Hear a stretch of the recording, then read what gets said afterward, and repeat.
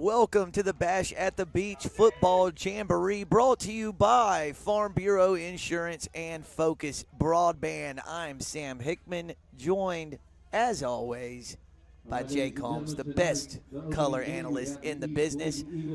Really hard to wrap my mind around the fact that high school football is upon us. But here we are, Jay, and what began as an ominous weather night, to say the least, has turned out to be quite a pleasant evening at MH Rourke Stadium on the campus of West Brunswick High School, as East Bladen and Topsail High Schools are set to square off in the first action of our Jamboree here tonight. That's Deshaun Campbell up the middle.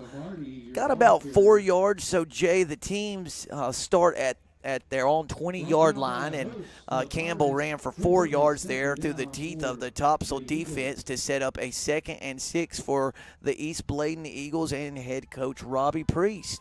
Yeah, Deshaun Campbell, one of the kids back from last year. He was a tremendous runner, 750 yards and 8 touchdowns on the ground. Jay, of some laundry on the field, is going to halt play before this second down snap. It looks like it will be an offside penalty against the Pirates of Topsail. And 2nd and 1 is a lot more fun as a play caller than a 2nd and 6. 2nd and 6 not bad, but 2nd and real short distance, you can get real creative here. Although, like you said, East Bladen will be wise to put the ball in the belly of Campbell as much as it could. Yeah, and they like to run, so that's kind of a natural play for Campbell. It's enough for first down yardage and then some. This time it's 23 Riley Collins on the carry for the Eagles of East Bladen. Picked up about 29 to the 37, about 8 yards on that 2nd and 1 carry. And that's the first down of the 5th edition of the Bash at the Beach Football Jamboree. I can't believe that, isn't it? I asked that question earlier to our boss, Nathan Evers, and I was just stunned when he answered. It was year 5.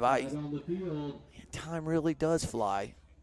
And Jay, this is going to be a false start penalty against the Eagles of East Bladen. So it giveth, and the pre-snap penalties giveth and taketh away this time. It'll set them up with a 1st and 15. And Jay, for our viewers who are hungry for some high school football action, you probably see quite a bit of this tonight. Early season scrimmage, pre-snap penalties, kind of sloppy. Something we've grown accustomed to seeing early in the season, right? Right on cue. Absolutely. Right on cue. Another one. We've run 5 snaps, and 3 of them have incurred penalties. You were talking about being here for the 2025 season. And about 2.5 hours ago, I would not have bet that we would be playing any football this evening. It was raining so very bad and hard. But it did clear up enough that we can get, hopefully, there's 3 scrimmages here this evening, 4 scrimmages tomorrow evening. So if you can't wait for the regular season to begin in high school football, come to West Brunswick either tonight, got still have time, or tomorrow night, see it in person. So 1st and 20. East Bladen picks up pretty good yardage. That's Simmons, Henry Simmons on the carry. Picked up about, we'll call it 7 yards, Jay, to set up a 2nd and 13. And Jay, a lot of times at these events, you can kind of, maybe ease into things a little bit. But, these two teams, no slouches. And then right after this one, you got Wallace-Rose Hill and New Hanover. So much for easing into the 2025 season. That's a heavyweight fight on deck tonight. Jumping in, feet first. Yeah, that's right. A little misdirection around the left side. Ball carriers across the original line of scrimmage. That was Simmons again across his own 40 to the 42-yard line. Picked up around 6, maybe 7 yards. But, Jay, after 2 false start penalties, set East Bladen up with a 3rd and 20. I think if you'd have given them 3rd and 5, a couple plays later, they'd take that. Yeah, for sure.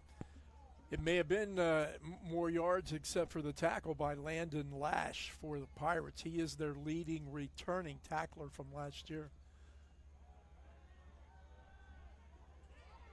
Pressure. Roll out pass. Quarterback fires it. Oh, and a great throw on the run and a really good running catch by number 30. Jay, I don't have a 30. That's a problem sometimes with these preseason, early season rosters. So I apologize, viewers. I do not have that player's name, but it was nonetheless a great catch. Yeah, and again, this is a team that really doesn't care to throw the ball that much. Let me tell you how much they don't care to throw. Last year, they only threw the ball the entire season 71 times. Wow. For 470 yards, however. They rushed the ball for nearly 2,700 yards. So that's where they like to do. They like to run the ball. So Eagles fly through the air, obviously, but not these Eagles. Not these. They want to keep it on the turf. And you know what? You can't really complain, I guess, if you're an East Bladen fan. Their coach Robbie Priest. 97 and 60 over his career. He has won 72% of his games. That's a good mark. That's a great mark. That's a great mark. He does. Third pre-snap penalty of this drive for East Bladen. They've been able to overcome it so far. And, Jay, I tell you, this kid here is a load. A load, Campbell. He's good. Yeah, Deshaun Campbell, 5'10", 210-pound senior. As I mentioned earlier, rushed for 750 yards last year and 8 touchdowns. He plays both ways, as a lot of these kids at smaller schools will. 48 total tackles and an interception last year. So, yeah, he's good. I'm going to steal your line I've loved through the years. He does everything but sell popcorn. Yeah. That's what that stat line sounds like. Tackles, interceptions, rushing yards, touchdowns. He likely does a little popcorn selling, too. Yeah, probably. I'm sure he could. Yeah. So this is the wishbone formation, not something you see a whole lot of in 2025, but East Bladen does it and does it well. So, Jay, we now have 3 false start penalties on the offense and 2 encroachment penalties on the defense. That's 5 in the first 4 minutes and 18 seconds of this game. Sam, as you mentioned, and accurately so, the early season, you kind of see this. This year, with all the weather issues we've had, how much continuity of practice the teams have had will probably be affected. Jaden Lewis, the sophomore running back on the carry, picked up positive yardage, not a whole lot, but got it to we'll call it the 33-yard line. And, Jay, it actually was enough for an East Bladen first down. 7:20 left in the opening frame. These teams will play 2 quarters, and then they'll exit the field, and the second set of teams will come on. Jay, I'm putting you on the spot big time. Do you have all the new classifications and the new conferences figured out yet? There's 17 pieces of paper taped on this board here. And I still think I left somebody out. Oh, boy, a beautiful defensive play by number 51, Jack Waddell, the senior defensive lineman. Jay, that wishbone with that misdirection can create all kinds of confusion and problems for a defense. And they had a play set up there, if not for Waddell. He was the only one. He's right in position when the ball carrier got that handoff on that misdirection play. Waddell was right there waiting on him, was able to drop the ball carrier for a 2-yard loss. Yeah, Waddell, a valuable returnee, had 24 tackles last year, 2.5 sacks. And again, same kid, Waddell. That was Simmons, the ball carrier this time. And Jay, East Bladen was probably averaging 7 to 8 yards a carry on its first 5 to 6 carries of the drive. But these last 2 plays, boy, Topsail's been up to the challenge. And I'm going to backtrack a little bit, Jay. For fans of Topsail, the league mates will look very similar. It's now the Carolina Coast 6A, 7A, 8A football conference, but think the Mid-Eastern Conference minus South Brunswick. That's right. So West, North, Topsail, New Hanover, Laney, Hoggard, and Ashley. So all the familiar Mid-Eastern Conference foes. And no South Brunswick. East Bladen will pass for the second time. He's got a man. Guess who it is? Campbell. He's going to be a couple yards short of the line to gain. A couple yards short of the line to gain, but sets up a manageable fourth down situation. It would be a 41-yard field goal from here, but East Bladen, no hesitation, will keep the offense on the field. And Jay, for East Bladen is in the Carolina 1A, 2A football league. It's East Bladen, East Columbus, Hopton, Lakewood, North Duplin, Union, and West Columbus. So 4th and 2 from the 24-yard line. East Bladen in the wishbone. Give around the right side. He's got enough for the first down yardage, and then a little bit more wrestled down at the 20-yard line. And, Jay, how about this for an opening drive to your season? Not regular season, obviously, but right now we're at 7 minutes and 15 seconds, and East Bladen has a fresh set of downs, 1st and 10 at the 20-yard line of the Topsail Pirates. You maybe the best defense you can have is an offense that's able to sustain drives and stay on the field and keep your defense over there fresh. And for East Bladen, a team with about, 24, 25 kids dressed out tonight, they're going to need all that rest they can get with kids playing both ways. For sure, and they are chewing up that clock while they're chewing up the field. There's a give around the left side, positive yardage, wrestled down at the 17-yard line. That was Simmons, who made a couple guys miss at the line of scrimmage. It was 12. Roman Long, I'm hearing over the PA speaker, on the tackle for the Topsail Pirates. And Jay, I Topsail's come quite a long way since we first started covering Topsail games, 6-7 years ago. This is a program that has made great strides in recent years. It has, and a big milestone in this season with the coaching change, and we'll get into that.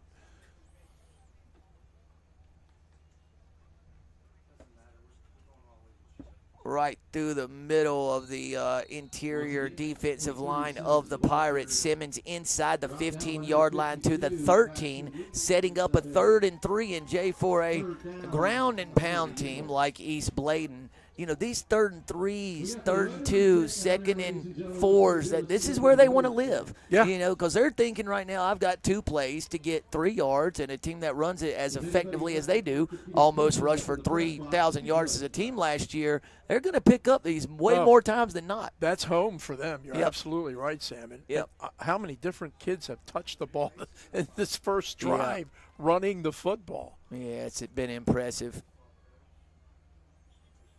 There's a give around the left side. Jay, I think that ball's on the ground. It is. Topsail recovered it, popped out, and fell to the turf around the 7-yard line. Oh. East Bladen recovered it. East Bladen fell on it. Well, I thought Topsail jumped on it. East Bladen. So, Jay, I'm not sure the carry was going to be enough for the first down yardage. It fumbled forward to about the 6 or 7-yard line. East Bladen recovers it and now has 1st and goal at the 6. I don't know if Coach Priest has that play in his playbook, but, a 6-yard advance. It's 23, the fumble, and there's the ball. And man, Topsail, they had it and until they didn't. It just popped out at the last second, right. and East Bladen kind of wrestled it away from them. So we're approaching the 10-minute mark of this drive. Give around the right side inside the 5-yard line. The ball carrier dropped at the 4. A gain of 2 yards will set up a 2nd and goal from the 4. Jay, this drive is now 10 minutes and 10 seconds long, probably around a dozen plays right now, and has covered, when they get to the goal line, it'd be 80. So 76 yards, about a dozen plays, and about to almost at the point where they're chewing up almost the entire first quarter of the so Topsail's got to leave tonight and regroup and figure out what their offense might look like, because they haven't had a chance to take the field yet this season. I'm pretty sure the guys on the O were kind of anxious to get out on the field. 2nd and goal from the 4. Topsail in that traditional wishbone look. Did somebody call a timeout? No, delay game. Ooh. Oh. He had delay a game penalty on the East Bladen Eagles. That's West Brunswick head baseball coach Greg Rape on the play clock duties tonight.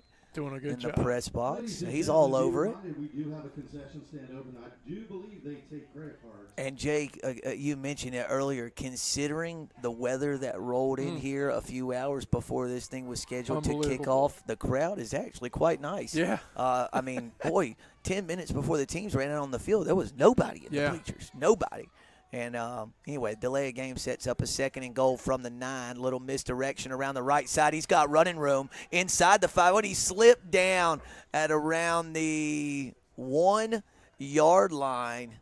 Jay, I couldn't quite get a number on that. I don't know if it was carry. 11? 21. 21 is Jaden Lewis. Thank you, Lewis on the carry. Jay, 3rd and goal from the 1-yard line. I don't know what East Bladen is going to call, but I can promise you it won't be from the shotgun. Likely not. That was Caleb Holland on the tackle, a 6-foot senior for Topsail.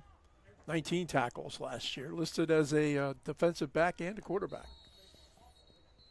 Offside penalty against Topsail. So now it's 3-3, Jay, on the offside versus false start penalties. 3 on the offense, 3 on the defense, and it was 3rd and goal from the 1, and now it's 3rd and goal from about the half-yard line. I mean, from our vantage point, it looks like the nose of the football is almost touching the goal line as the game clock continues to run. 25 seconds left in the first quarter. Still no score, but East Bladen, a half-yard away from putting the first points on the board. There's the give. Topsail indicating that the ball carrier is short, and the referee has indicated the same thing. So no gain, just shy of the goal line. And, Jay, that is going to bring the opening quarter of action to a close. East Bladen still has the ball, 4th and goal from about the 3-inch line. So the teams are going to take a short break, and we'll do the same. And when we come back, East Bladen will have a 4th and goal from about the 3-inch line. No score through 1 quarter at the Bash at the Beach football Jamboree.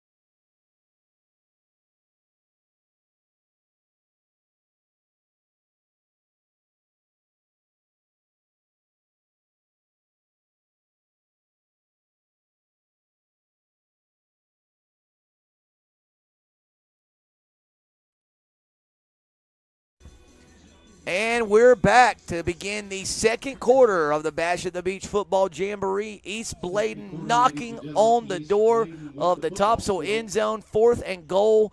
The ball's inside the 1-yard line. East Bladen under center. Here comes the snap. There's the give to Campbell, I believe, and he's across the goal line for an Eagles touchdown. So the first play of the second quarter results in an East Bladen 1-yard touchdown run by Deshaun Campbell. Jay picked off right where he left off last year, which is doing a lot of the damage on the ground for the Eagles, who will leave the offense on the field and go for 2. So the first points have been scored of the Jamboree, and the away teams so to speak. The Guests lead 6-0 in the early stages of the second period. Oh, a little toss sweep around the right side, and he is in there. Jay kind of took his sweet time kind of getting to the goal line there. It was designed so well. Against Collins, I think, 2-3. Yeah, was able to get across the goal line there for the 2-point conversion. So 8-0, and now we'll get our first look at the Topsail offense. Jay, tell me what you learned at Tuesday's Media Day about this the new Topsail regime and Chris Schmidt. Yeah, Chris Schmidt is who was the defensive coordinator the last 3 years under Jack Teachy. Coach Teachy left, and believe it or not, he's at Texas Tech. Yeah, went to as the college a game. Senior defensive analyst. And, Yeah.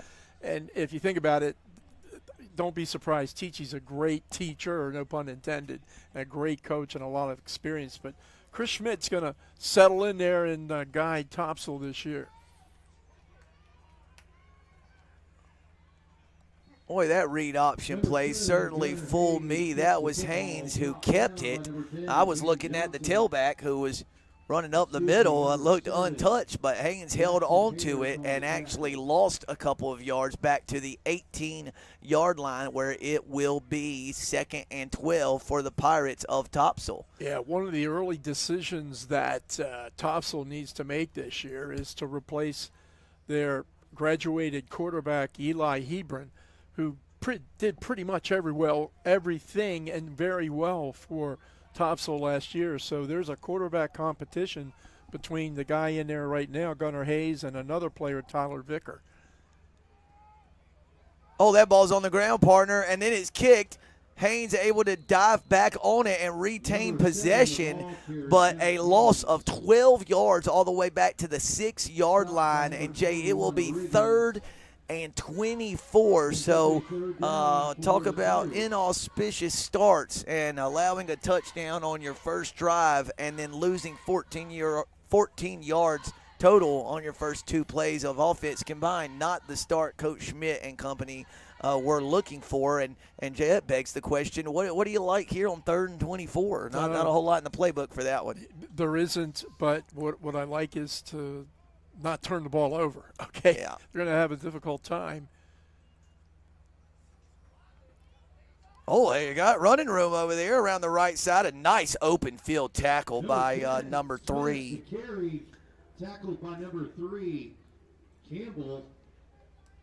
For East Bladen. So a good chunk of yardage. It picked up 13 yards. And, boy, Jay, we've seen a lot of Demarion Smith in the last 2 years. He was a playmaker for Topsail as a sophomore, had a great junior season. And, I think when we're seeing Topsail highlights and get reports from them on Friday nights this fall, Smith will be at the center of a lot of it. He's a dynamic player. Yeah, 428 yards running last year, 218 yards receiving. He's a really, really good football player. And these are things you'll see in the scrimmage that you might not see many other times. Topsail left the offense on the field to run a play. Haynes kept it, gained about 4, maybe 5 yards, but was tackled 7 to 8 yards shy of the line to gain, and it will be a turnover on downs. I don't blame him. It took him almost 14 minutes to even get a chance to run a play. That's right. Might as well get your money's worth. I was thinking, you and I have been doing these games, golly day, for 10 years probably. I don't ever remember a team controlling the entire quarter, right? I certainly don't remember it. And not scoring within that quarter. But anyway, it's kind of like they say you go to a baseball game, you'll see something different every night. And same holds true a little bit here with football. Never is that more true than in youth baseball. Yeah, for sure. Boy. One of the issues for Topsail is they lost a lot of starters last year. Sure did. They're leaning on what was the best ever JV team that they've had at Topsail. Went 6-4 last year. So a lot of kids that played on that junior varsity are going to be getting their baptism under fire this year on the varsity. And Jay, how often do you see this in these situations? A good crop of JV players that's used to winning together. They come up, and it'll take them some time, to get used to the speed of the game and playing bigger, faster, older, stronger kids. But Topsail's certainly going to look a little different in November than they do in late August and early September sure. with this young For sure. team. I mean, I think this is a team that Coach Schmidt just wants to look at progression, right? For them every week, every day in practice to get a little better than they were the day before. But First down for the Eagles. Not nice of the mentor to leave his pupil with all this youth, huh? Oh, well defended then, by Topsail. So the first down carry that was so effective for East Bladen was nullified by a holding penalty.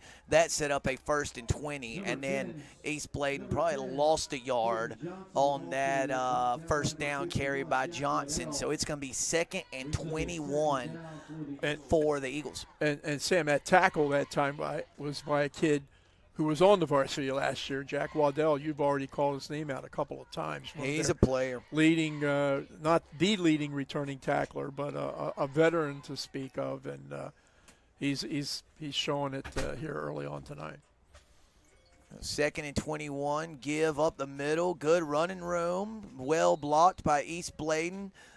East Bladen about 3 yards shy of the original line of scrimmage was Wiggins on the carry to the 26-yard line. That will set up a 3rd and 3 for the Eagles of East Bladen. 7 minutes and 55 seconds left in the opening scrimmage of the night. It's East Bladen 8, Topsail 0. Bash at the Beach Football Jamboree brought to you by Farm Bureau Insurance and, of course, Focus Broadband.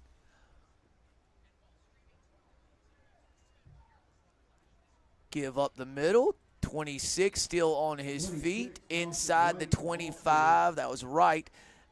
He's dropped down at the 23-yard line. Jay, I misspoke a minute ago. I said 3rd and 3. It was 3rd and 13.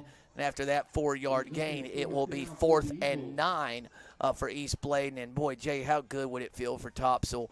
You give up that long drive, opening touchdown that spanned the first and second quarters. Then you go backwards and go 4 and out, turnover on downs. To follow that up with a stop, it feels like a big spot for the Pirates. Absolutely. And it's those little victories, that little progression that Coach Schmidt's looking for. And there you got it. Yep, incomplete pass. Jay, it was open, but I believe even if the receiver had hauled that in, Topsail had it well defended. He was going to get tackled short of the line of gain. I'm pretty certain. Yeah, I'm looking for a number 13 out there on my roster for Topsail. Don't find it, but he was one of a couple of defenders that were in the right position that time. So good point, Sam.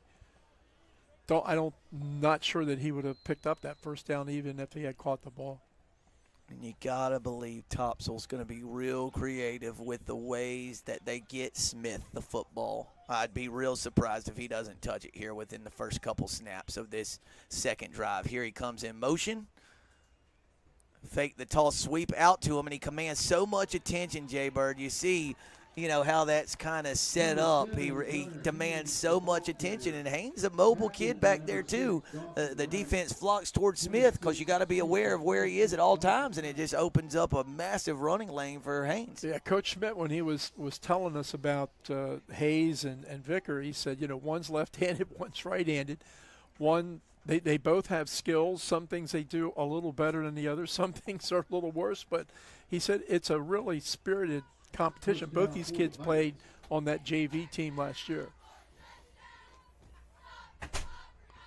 And there he is. Second snap, got it to Smith, and he just outruns defenders to the corner. I mean, he is dynamic with the ball in his hands. And that was from the 34-yard line out to about the 49, so a gain of 15 yards and a Topsail first down. Boy, and if you're Gunnar Hayes, you have to feel so good about completing that first varsity pass, right? No doubt. And Jay, probably not a coincidence that the first pass play they called was a nice, easy pitch and catch out, wide, not some over the middle of the field or tightly defended. First and 10 at their own 49. Give up the middle. Ball carrier still on his feet across midfield. Dropped at the 48-yard line. It is a gain of 3 yards, and that will set up a 2nd and 7 for the Pirates. 5:55 left in the second quarter of the night's opening scrimmage between East Bladen and Topsail. And Jay, more on this as the weekend progresses, but we had a couple schedule changes late in the week. Tomorrow night's nightcap will now be South Stanley against West Brunswick. I believe Northside Jacksonville will now take on Hoggard tomorrow night, but we'll have the full schedule up for you later for everybody to get a good look at that. Toss sweep down toward the bottom of your screen. We've got a flag on the field. And, Jay, they're moving in the direction like it was a holding penalty against the Pirates, and that's exactly what it was. So it was 2nd and 7. Looks like that holding penalty will result in a 2nd and 17 for the Pirates, who are wearing their all-black uniforms tonight with the yellow stripes on the sleeves. East Bladen, of course, in the blue breeches, traditional blue helmets, and white away jerseys. I think every home jerseys rather. Sorry. Every high school team that we have this year ought to wear black shirts and gold numbers. Oh man, so easy to see.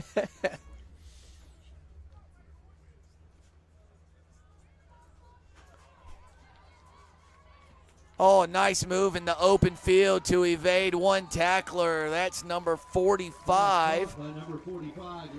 Oh, Jay, that's Landon Lash. Plays a little tight end, a little inside linebacker. Good-looking kid, 6 foot, 210 pounds. And, boy, for a 210-pounder, that was a nice open field move that he just made. Yeah, well, he's their leading returning tackler, but if he catches the football like that, he may end up playing a lot more offense this year than in seasons past. First and 10 for Topsail near the 35-yard line. There's Lash up the middle. I'm sorry, Jay, that was 25. McCaleb on the give. He picked up good yardage, 6 yards to the 30-yard line, where it'll be 2nd and 4 for the Pirates. 4 minutes, 37 seconds left in the second quarter. Again, Whiteville and Wallace-Rose Hill and New Hanover will take the field next at the Bash at the Beach football jamboree. I got ahead of myself. Whiteville is in the 3rd scrimmage of the night. The Wolfpack will take on Ashley, but next will be Wallace-Rose Hill and New Hanover. Fakes the handoff, whips it out there to Lash. Oh, Jay makes 2. East Bladen defenders miss, still on his feet. Rumbles down to the 12-yard line, a gain of 18 yards. And a first down for Topsail. Jay, I gotta tell you, you can see real quick why Topsail likes Haynes back there. He's can do some things. Love throwing those big tight ends too, like Lash. Man in motion, give right up the middle to McCaleb, and he's dropped for a loss of yardage, maybe no gain. We'll call it back to the line of scrimmage, to the 12-yard line. That'll set up a 2nd and 10. Topsail in the red zone for the first time tonight. 3.5 minutes left. Jay, how we've done this through the years at the Bash of the Beach football jamboree. So you have a visitor side and a home side. Like, for instance, East Bladen is the home team in East Bladen is the away team in this one. And they'll keep a cumulative score as the weekend progresses, and the winner of that, whichever side, home or away, scores more, they become the home team the next year. So last year, it looks like the home side was victorious, so they get to wear their home uniforms in the following year's Bash at the Beach football jamboree. I'm glad you were able to explain that, because I would have had a tough time. I'll tell you who had a good time that time was 21, Jaden Lewis. A good time in the backfield. Yeah, that was a nice tackle. Sophomore made the big tackle and stopped that time. So 3rd and 12 for Topsail. 2 minutes, 34 seconds left in the second quarter. Topsail trying to knot this score up. Haynes stays on his feet. Then he's lifted up and driven down at the original line of scrimmage. That will set up a 4th and 10 from around the 12-yard line as the game clock approaches the 2-minute mark. Man, it's hard to believe watching this scrimmage that we endured, that weather that we did earlier. You can see the sun going down. Man.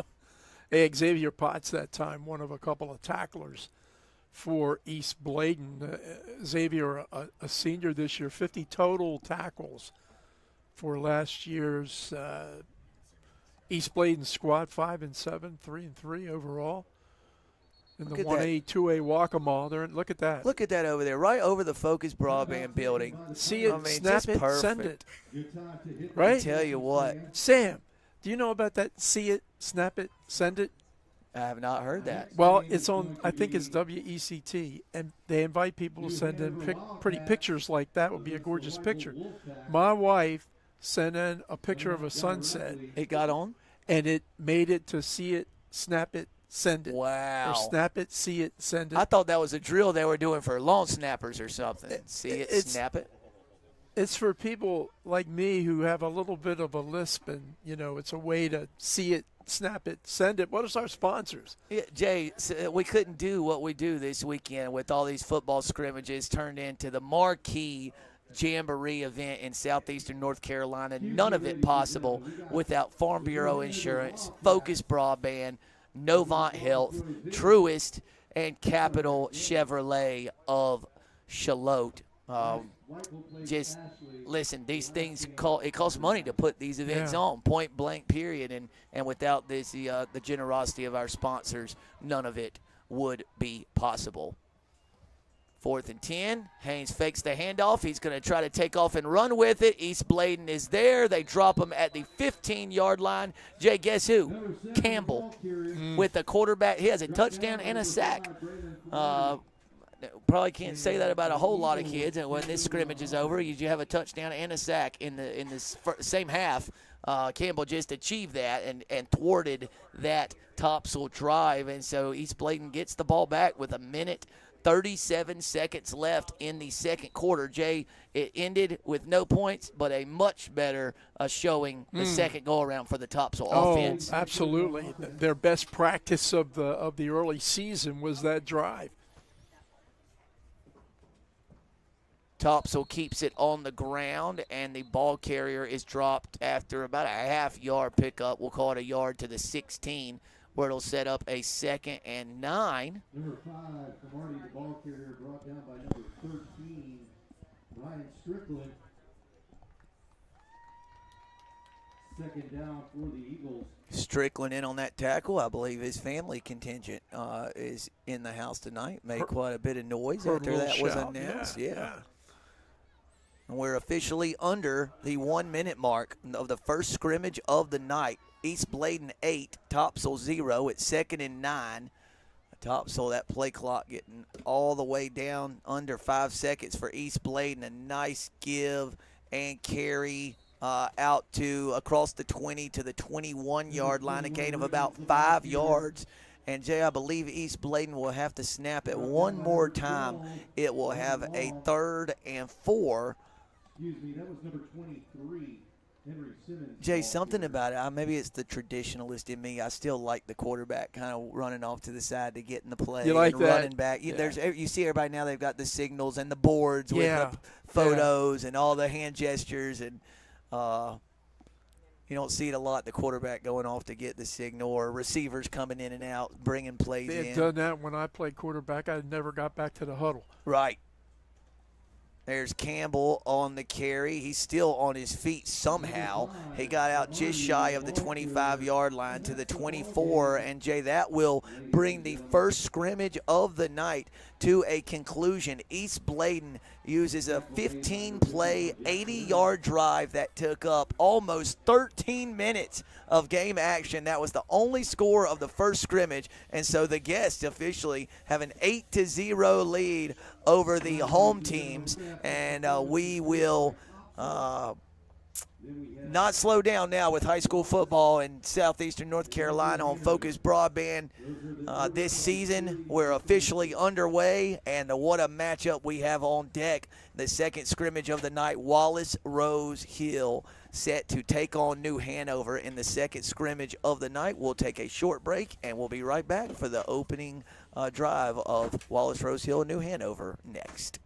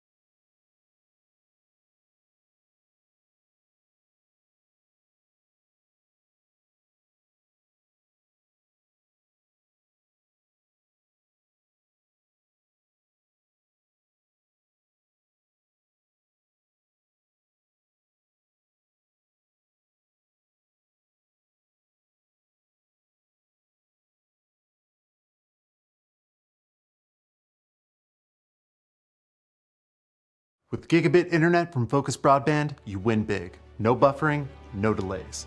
Streaming movies and sports, touchdown. Gaming, flawless, no fumbles. Video calls, crystal clear. We've got you covered. A perfect connection on every device. Now that's what I call an all-star performance. Let's go. Oh, thanks. I love popcorn. North Carolina Farm Bureau Insurance is proud to be named one of America's best insurance companies by Forbes. The difference is our people and our local award-winning service. North Carolina Farm Bureau Insurance, helping you is what we do best.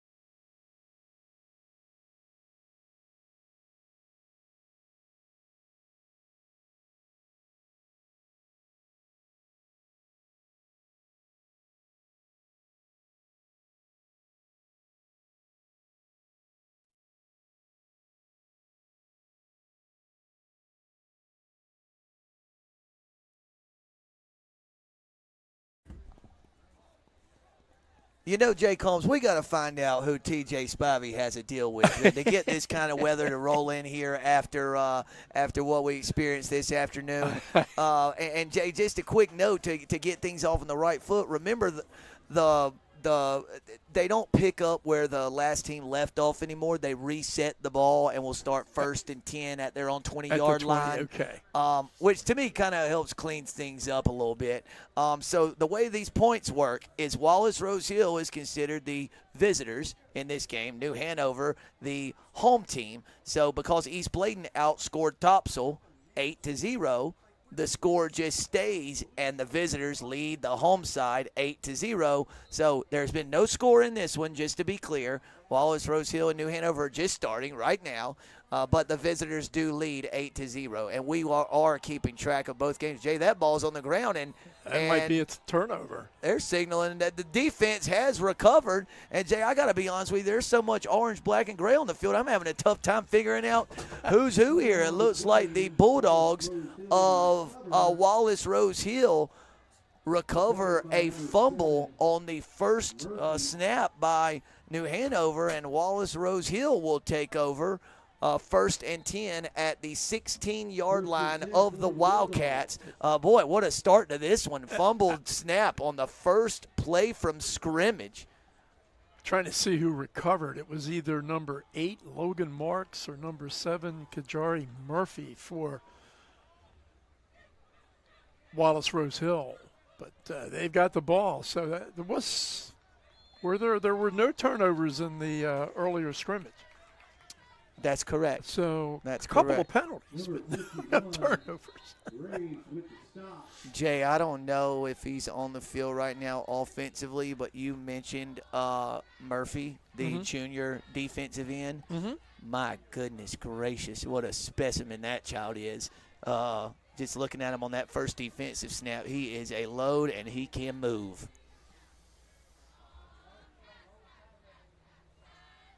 Speed sweep around the right side. Wallace players got the edge, still on his feet.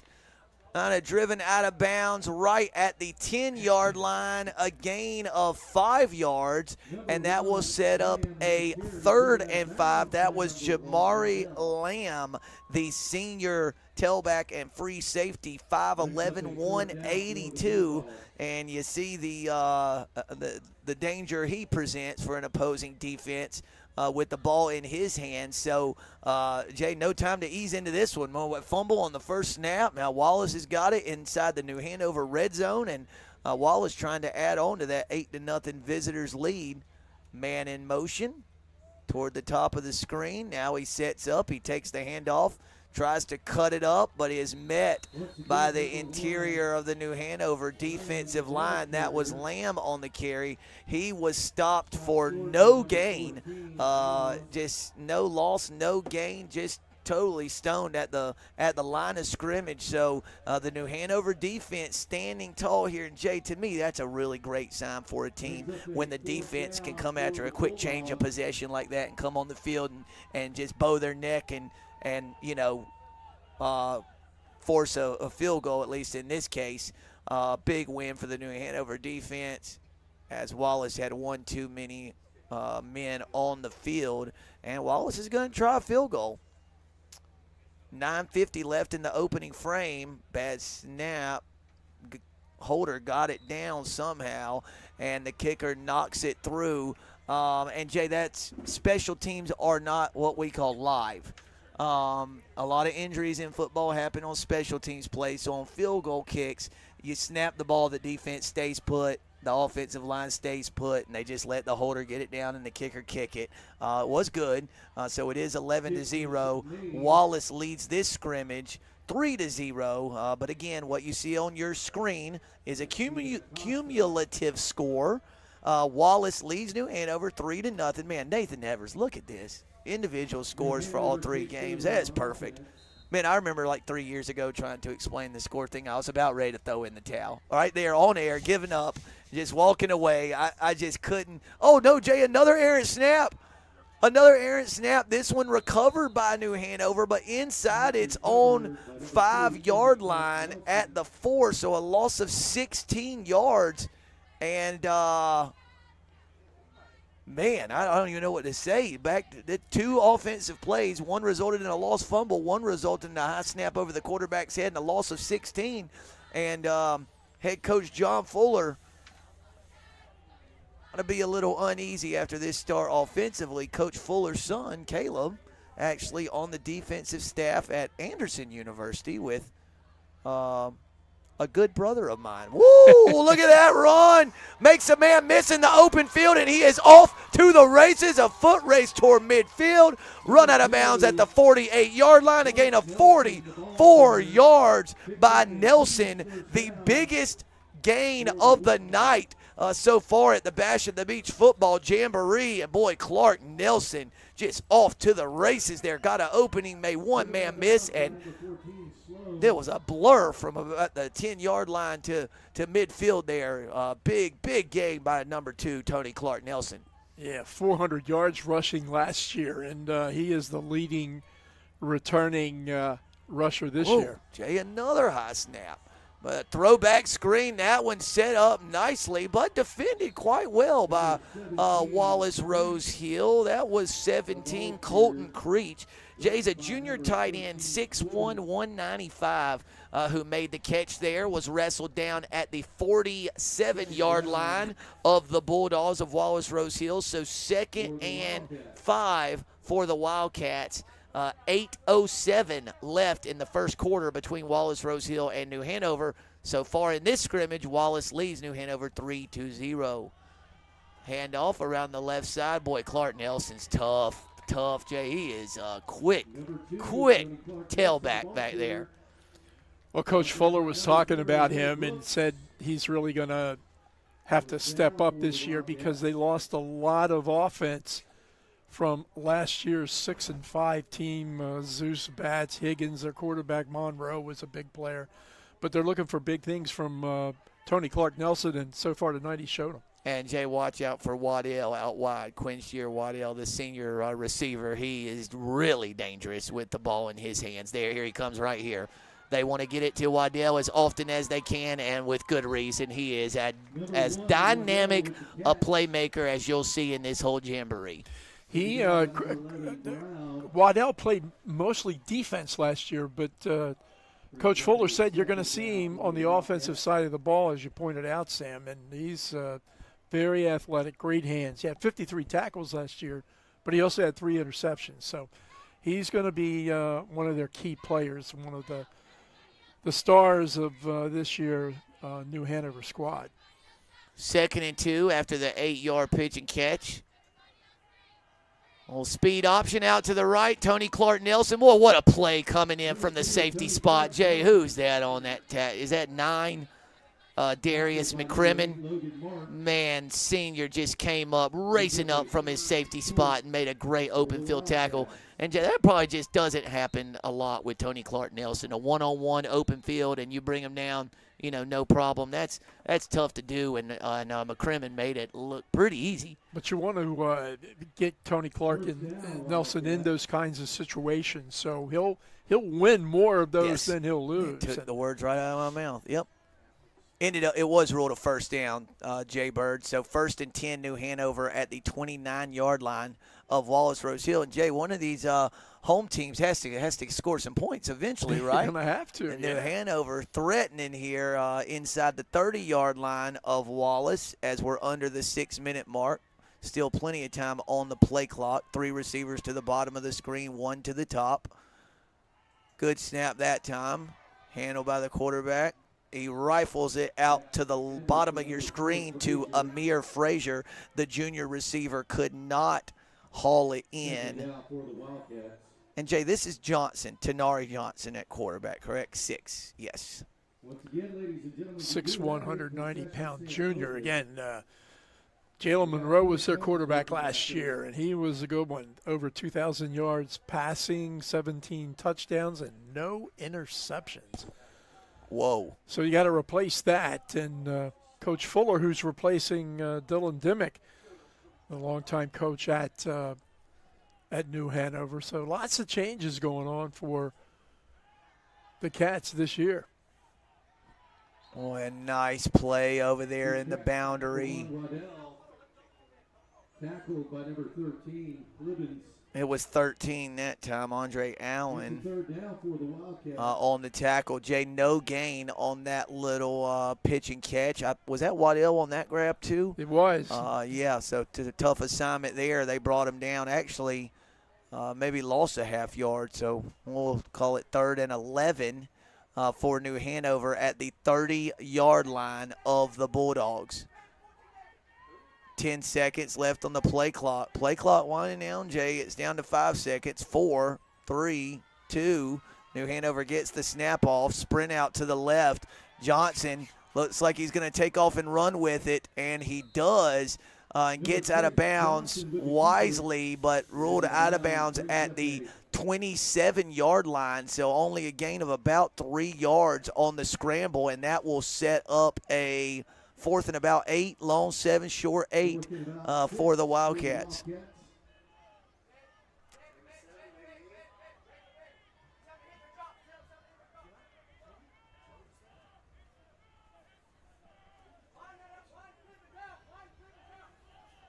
Jay, we're getting a sneak peek into this New Hanover coaching staff up on the roof of the press box I here. started to talk, and I thought, no, you know what? Let folks at home hear that. And, that's inside football. We got a towel on the turf, ladies and gentlemen. Got to be a delay of game, partner. Yeah, delay of game on New Hanover. So what was a 4th and 7 now becomes a 4th and 12 in New Hanover. That just looked shaky from the time the previous play ended. Couldn't get settled on a play. The last 2 plays, they almost the play before they almost exhausted the clock. Yep, good call. 4th and 12. Johnson in the shotgun. That's Waddell in motion. Oh, Jay, he was wanting to throw it. I think he was too. Yeah, he was wanting to throw it. Instead, he is sacked.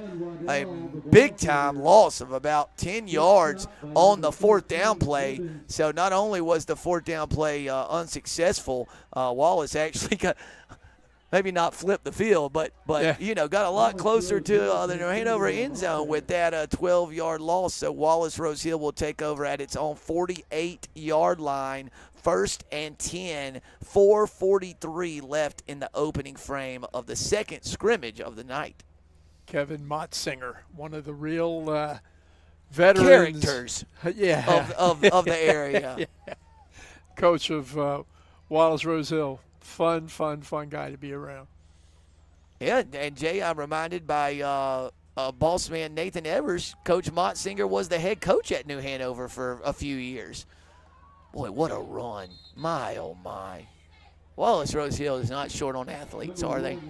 Lamb is tough with the ball in his hand. Let me tell you a little bit about Lamb. Lamb has a big assignment this year because he has to replace the conference Offensive Player of the Year last year, Irving Brown. Oh, he's okay. Yeah.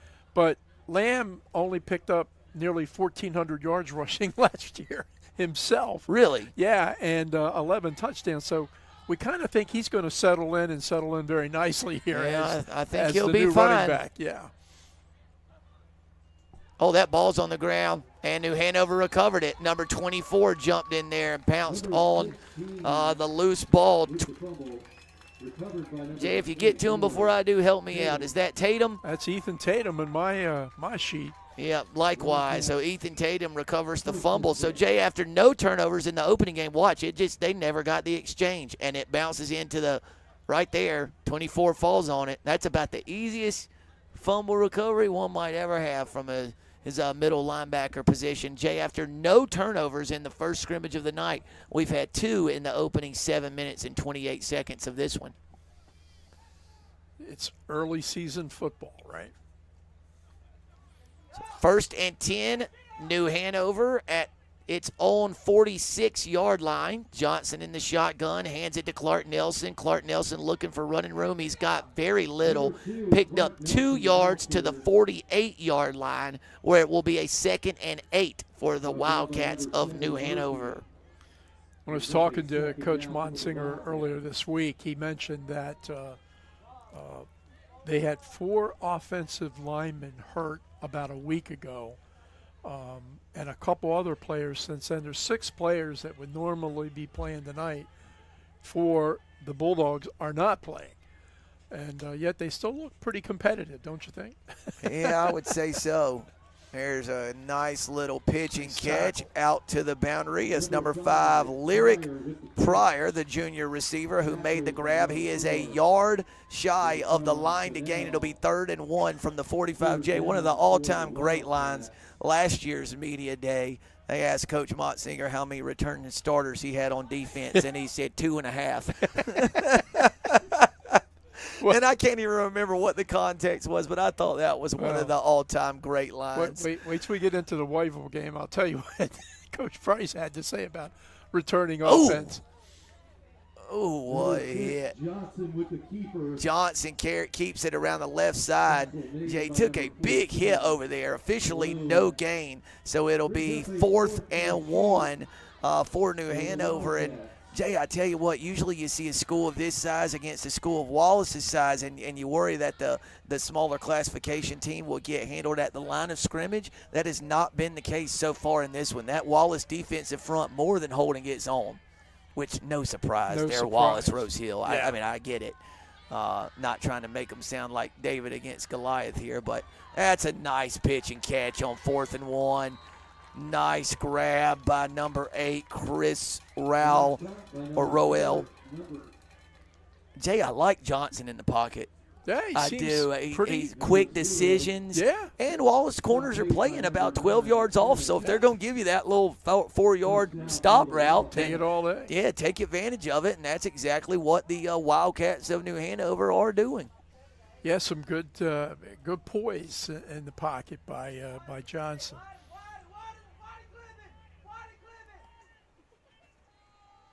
Jay, I tell you what, this is the highlight of my night is listening to this. Coach, I don't know if our viewers can hear it.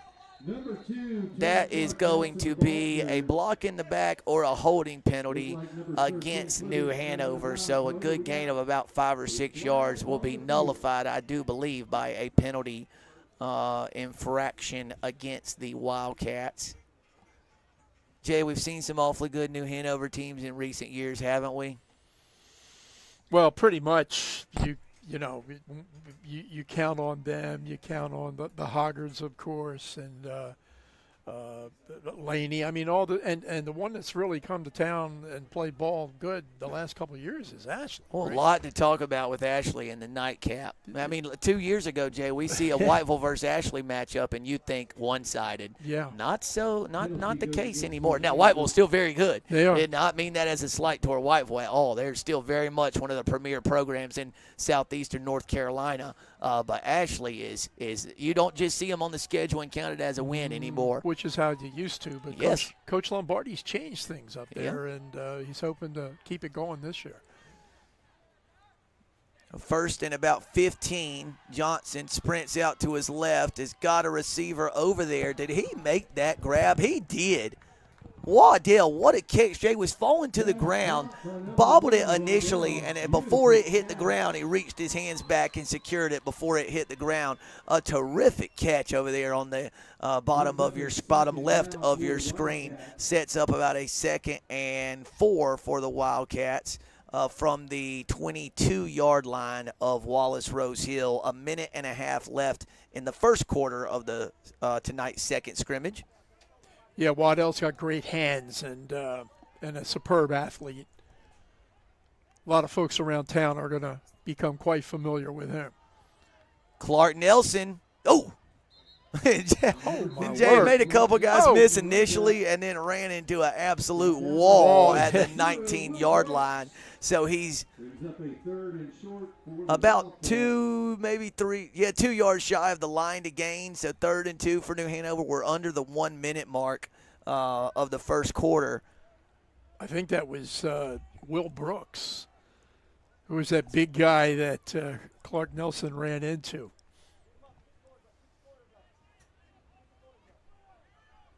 Play clock down under 10 seconds. Looks like New Hanover's got the play in. Johnson knows what he wants to do here on 3rd and 2, and we're going to have a whistle and a stoppage. Wallace-Rose Hill wanted a timeout before this 3rd down snap. Jay, I can't help but wonder if maybe the corners were way off again, and they wanted a timeout to see if maybe they can come up and stop that little hitch route that's given them. That's been so successful for New Hanover early on. Maybe I'm thinking too much into that this early. 35 seconds left in the first quarter. It's a timeout on the field, and bashatthebeach.com. You can scan that QR code right there with your cellular device, and it will take you to the Bash at the Beach official website where you can find team rosters, pictures of past events, all kinds of good stuff. I spent a lot of time on that website this week. As a matter of fact, my broadcast partner's on it right now, folks. Just perusing bashatthebeach.com, looking for photos of himself from previous seasons, I'm sure. No, not that. I'm looking at accurate rosters, which appears to be more. That's an oxymoron this early in the season. Well, yeah. So you kind of, we're lucky that we get this.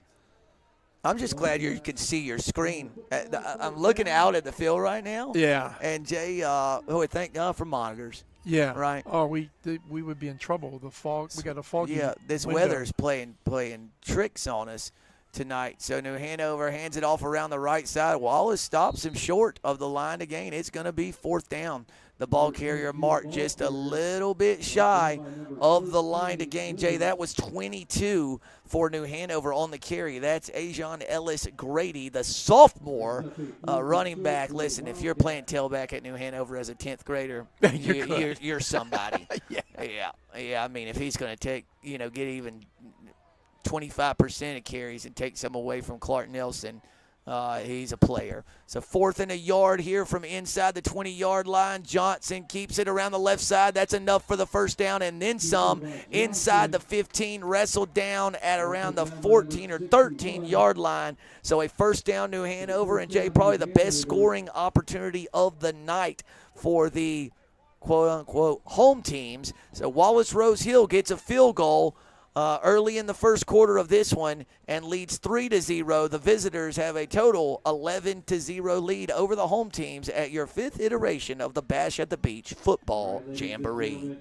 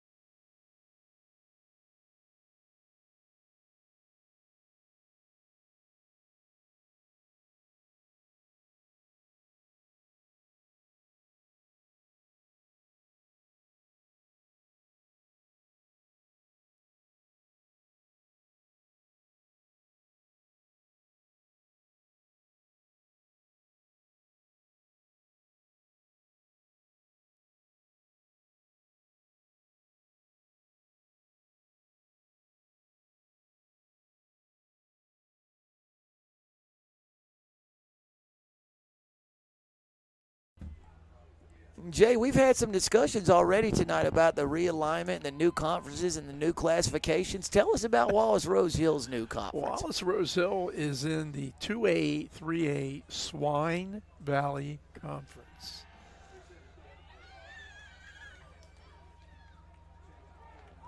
Oh, there's a nice little play action pitch and catch. Number 32, Conlon Kane, the senior H-back, catches and then rumbles his way inside the 5-yard line, where it'll be 1st and goal for New Hanover. And the home team's trying to get on the board for the first time tonight. Johnson is going to move under center for this 1st and goal snap.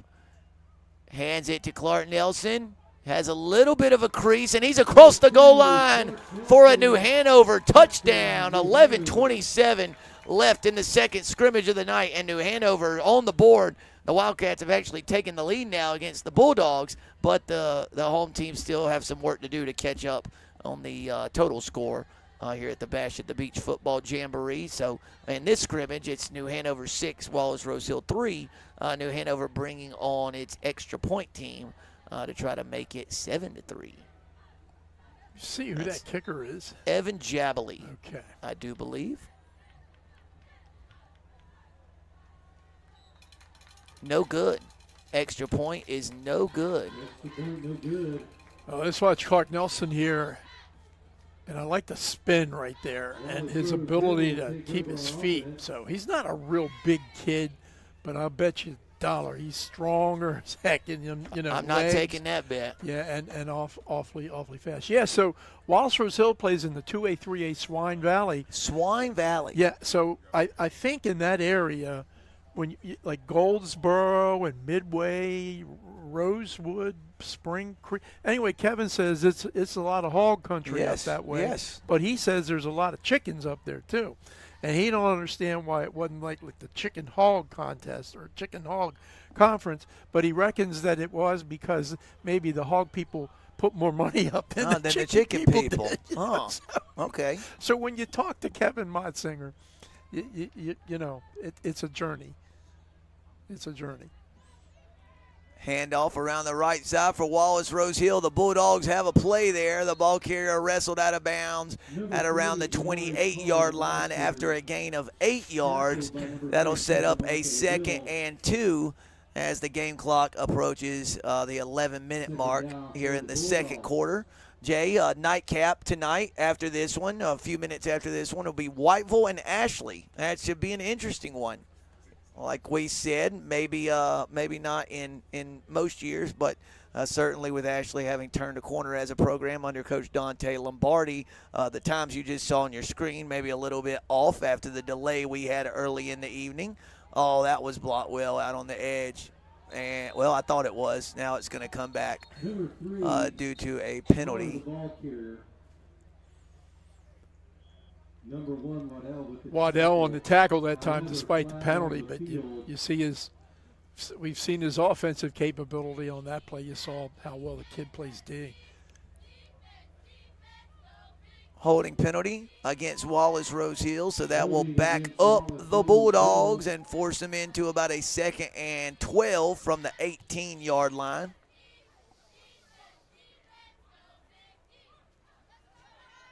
.10:41 showing on the game clock. The guests have scored 11 points tonight, so it's East Bladen 8-0 over Topsail. So far, New Hanover 6-3 over Wallace-Rose Hill. 2nd and 12 for the Bulldogs, backed up inside their own 20-yard line. Play action pass. Deep ball. Waddell, watch out. Waddell. Jay dangerous with the ball in his hands, and he was tackled by the 30-yard line there. Well, there were 2 defenders there, and one of them was Waddell, which means there was really like 4 defenders there. And Waddell comes away with an easy interception, a good return. Don't want to throw it in his direction. Nah, stay away from much. him. And Jay, that looked to be one of the cases where he decided where you're throwing that one before the snap, and he just dropped back and let that one fly. And Waddell, I don't know if he'll get an easier interception than that this season. Yeah, quarterback's a little off balance too when he made that throw. So that was kind of had a man in his face. So New Hanover with the ball again inside the 30-yard line. And there's the sophomore running back, loses yardage there on first down, loses about a yard. It'll be 2nd and 11. Number 22 on the carry, brought down by number 7, Murphy. So Murphy with the stop, and 22 for New Hanover. I show a John Ellis Grady, yeah, sophomore. The 10th grader you were talking about earlier, yeah. 2nd and 11 Jay, new quarterback in the game for the Wildcats of New Hanover. That's number 3, Ronan Brady. The junior signal caller hands it off to number 2, Tony Clark Nelson, who was met in the backfield and lost about 3 yards there, setting up a 3rd and 13 from the 32-yard line. 9.5 minutes left in this second scrimmage of the night.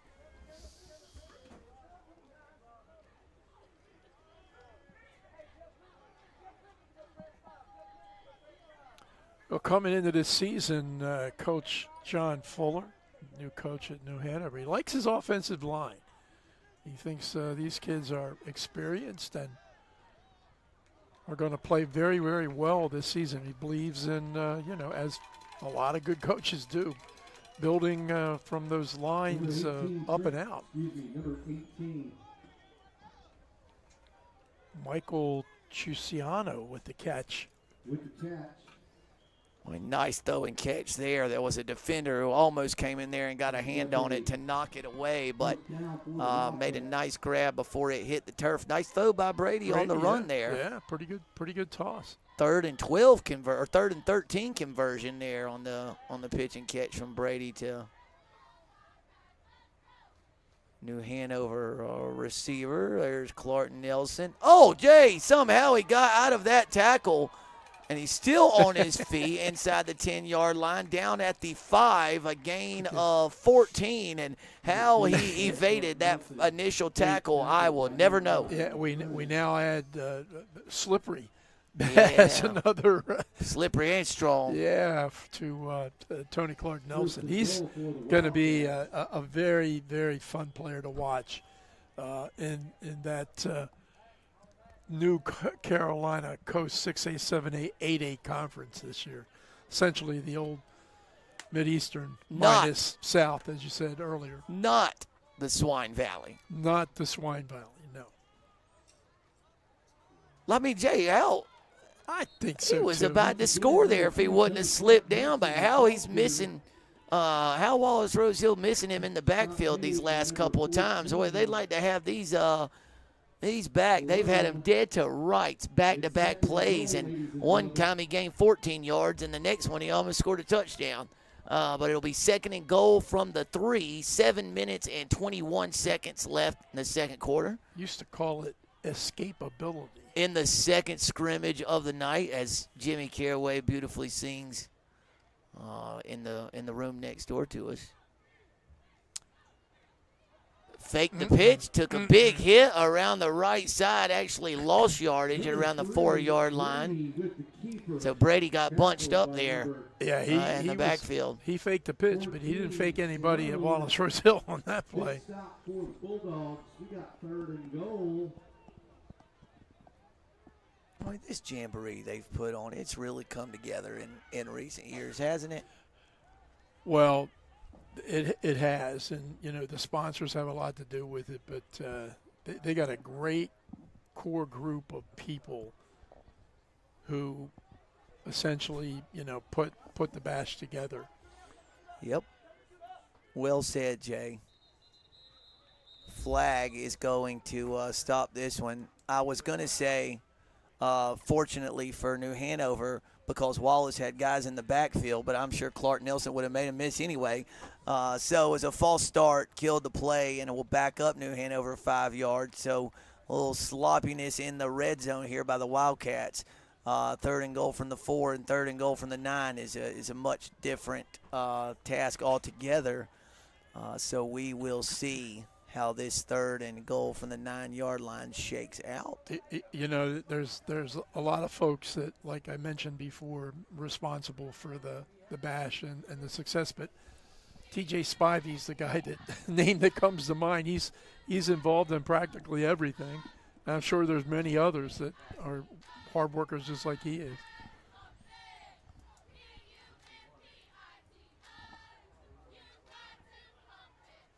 Fun fact, Jay, TJ recently got back from a trip to Ruston, Louisiana, where he watched his niece and her teammates win the Dixie Softball World Series. Come on. 10 and under age division, won it for North Carolina, a little team from Columbus County. That is so good. Yeah, Congratulations. TJ's a great guy and does a lot for the community, as do so many of the folks associated with the companies you see on your screen here, like the wonderful folks at Focus Broadband, Capital, Chevrolet, Shallotte, Truist Bank, Farm Bureau Insurance, and Novant Health. Again,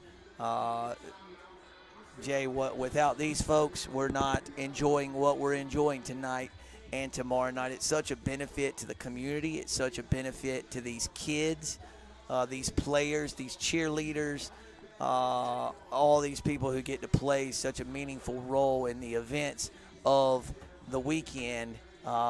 Listen, without the generosity of the folks with those companies that we just rattled off and showed on the screen, this doesn't happen. No. And it's a collective group of companies and individuals and groups, that do make it happen. And it's a real good thing for high school football fans here in the area. 3rd and goal from the 9. Brady fakes the handoff, then overthrows his intended receiver. So that will set up a 4th and goal from the 9-yard line. Clock stops at 5 minutes and 58 seconds. And Hanover looks like they're going to leave the offense on the field. Sorry, Jay. No, I was going to say, I think the intended receiver that time was Kane, and 32, Conlon Kane. 6 catches last year, 80 yards, so some experience. Well, they just handed to Clark Nelson on 4th and 9, and this time he is stuffed in the backfield by a host of Wallace-Rose Hill defenders, and the Bulldogs hold New Hanover scoreless on a drive that got all the way to the 3-yard line. New Hanover had 2nd and goal from the 3, and then lost yardage on the 2nd down play, and then committed a false start penalty, and then back-to-back plays from the 9 were unsuccessful. So the Wallace offense will come back onto the field 1st and 10 from its own 13-yard line. Clark Nelson lost 4 yards on that 4th down carry. Tony pretty slippery, but he got hung out to dry that time by about 4 or 5 Wallace-Rose Hill tacklers.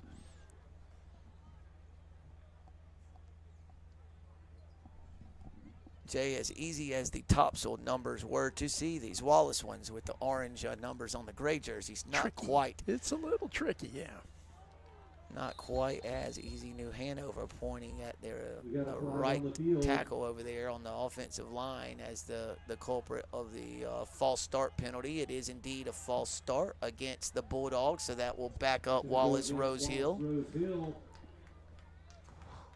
A little choppier pace to this second scrimmage. That Topsail East Bladen, well, when one team holds the ball for a whole quarter and some change, that tends to make things go a little quicker, as East Bladen did to start the night.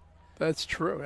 That's absolutely true. Yeah, and choppier is probably as good a word as any to describe.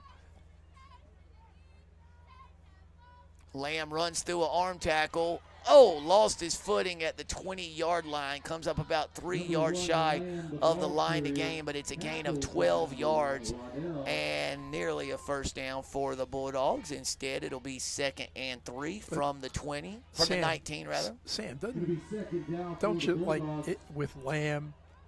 It kind of seems like wherever Wallace-Rose Hill is on the field, whether at the 1 or the opposition's 1, you got a chance to score. Yes, yes. He just looks different than a lot of these other kids running the football. There he is that time, and Jay, the best ones have the ability to make chicken soup out of chicken feathers. And that play looked, pretty much dead from the start, and they get 6 yards and a 1st down. Yep. 5 minutes left to play, ladies and gentlemen, in this game. Well, it sounds simple, but especially, and maybe any football, but high school football for sure, you find out those 1, 2, 3 kids that can make a difference, make things happen, and you try to figure out ways to get the ball to them as much as you can to put them in position to do that. This time they hand it off up the middle for maybe a yard to the, what is that, Jay, 28-yard line? Number 8. We'll call it 2nd and 9 Brought down by number 8. for the Wallace-Rose Hill Bulldogs. 4 minutes, 18 seconds left in the second scrimmage. The visiting teams lead the home teams 11-6 in the total scrimmage. In this game, New Hanover has a 6-3 advantage over Wallace-Rose Hill.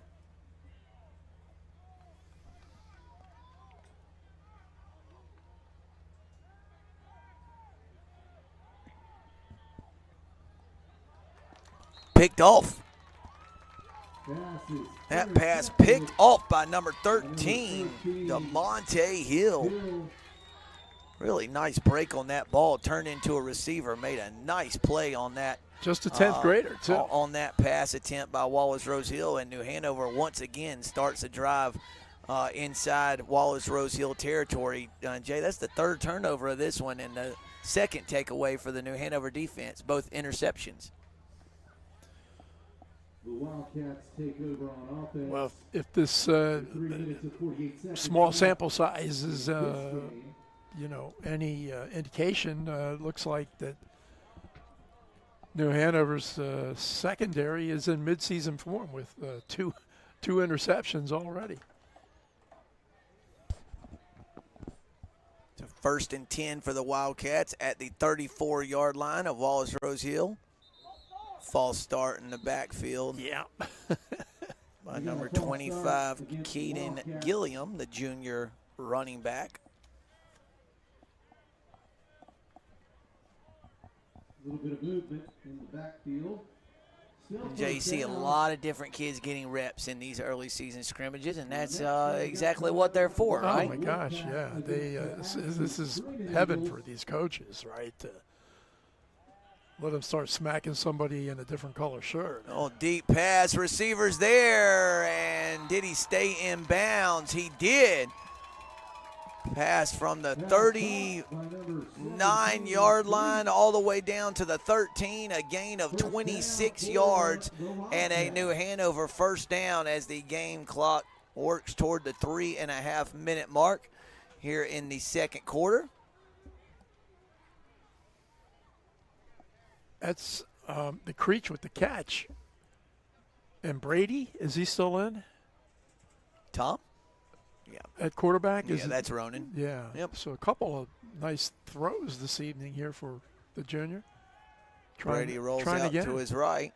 And he's just going to throw that one away.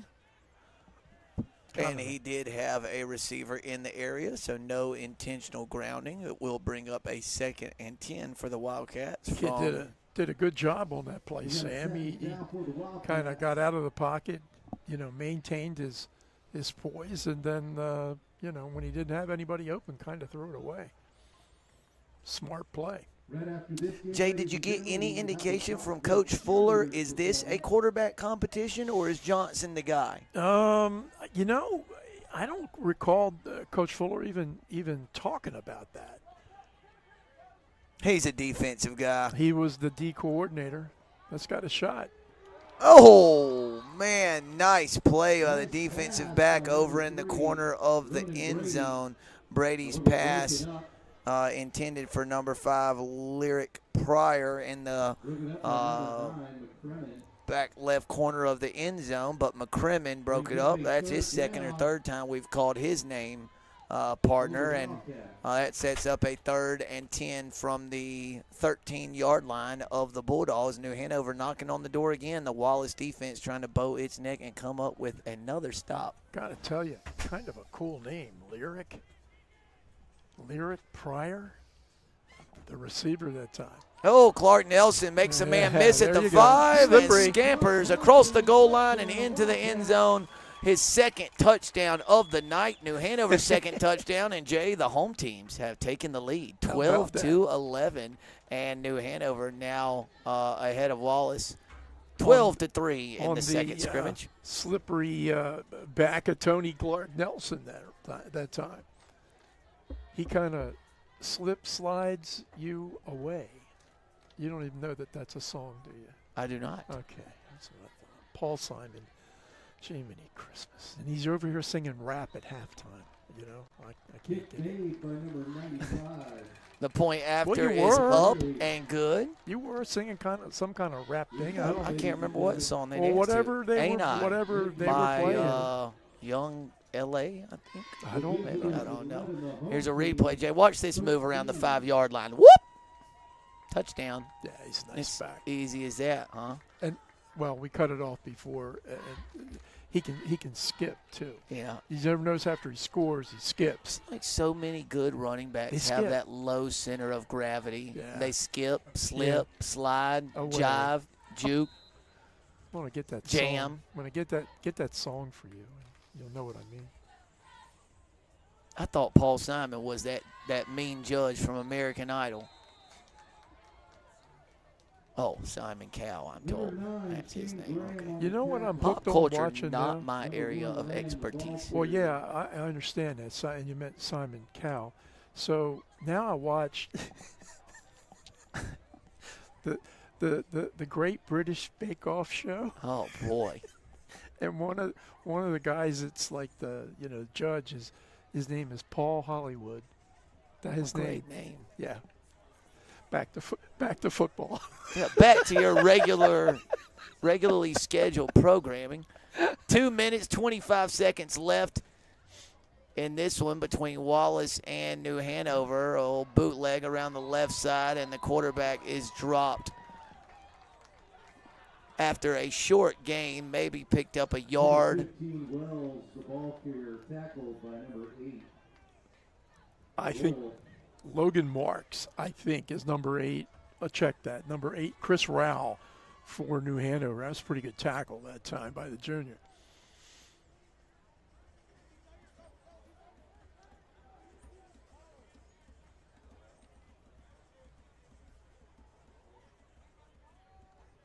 I was talking about Lamb's capability from anywhere in the field. I guess Coach Montsinger's going to call him over to the side and think a little bit about it before they attempt this next play. Yeah, with 1:37 left in your second scrimmage of the night. Taken by Wallace-Rose Hill. And, Jay, what can you tell us about the nightcap?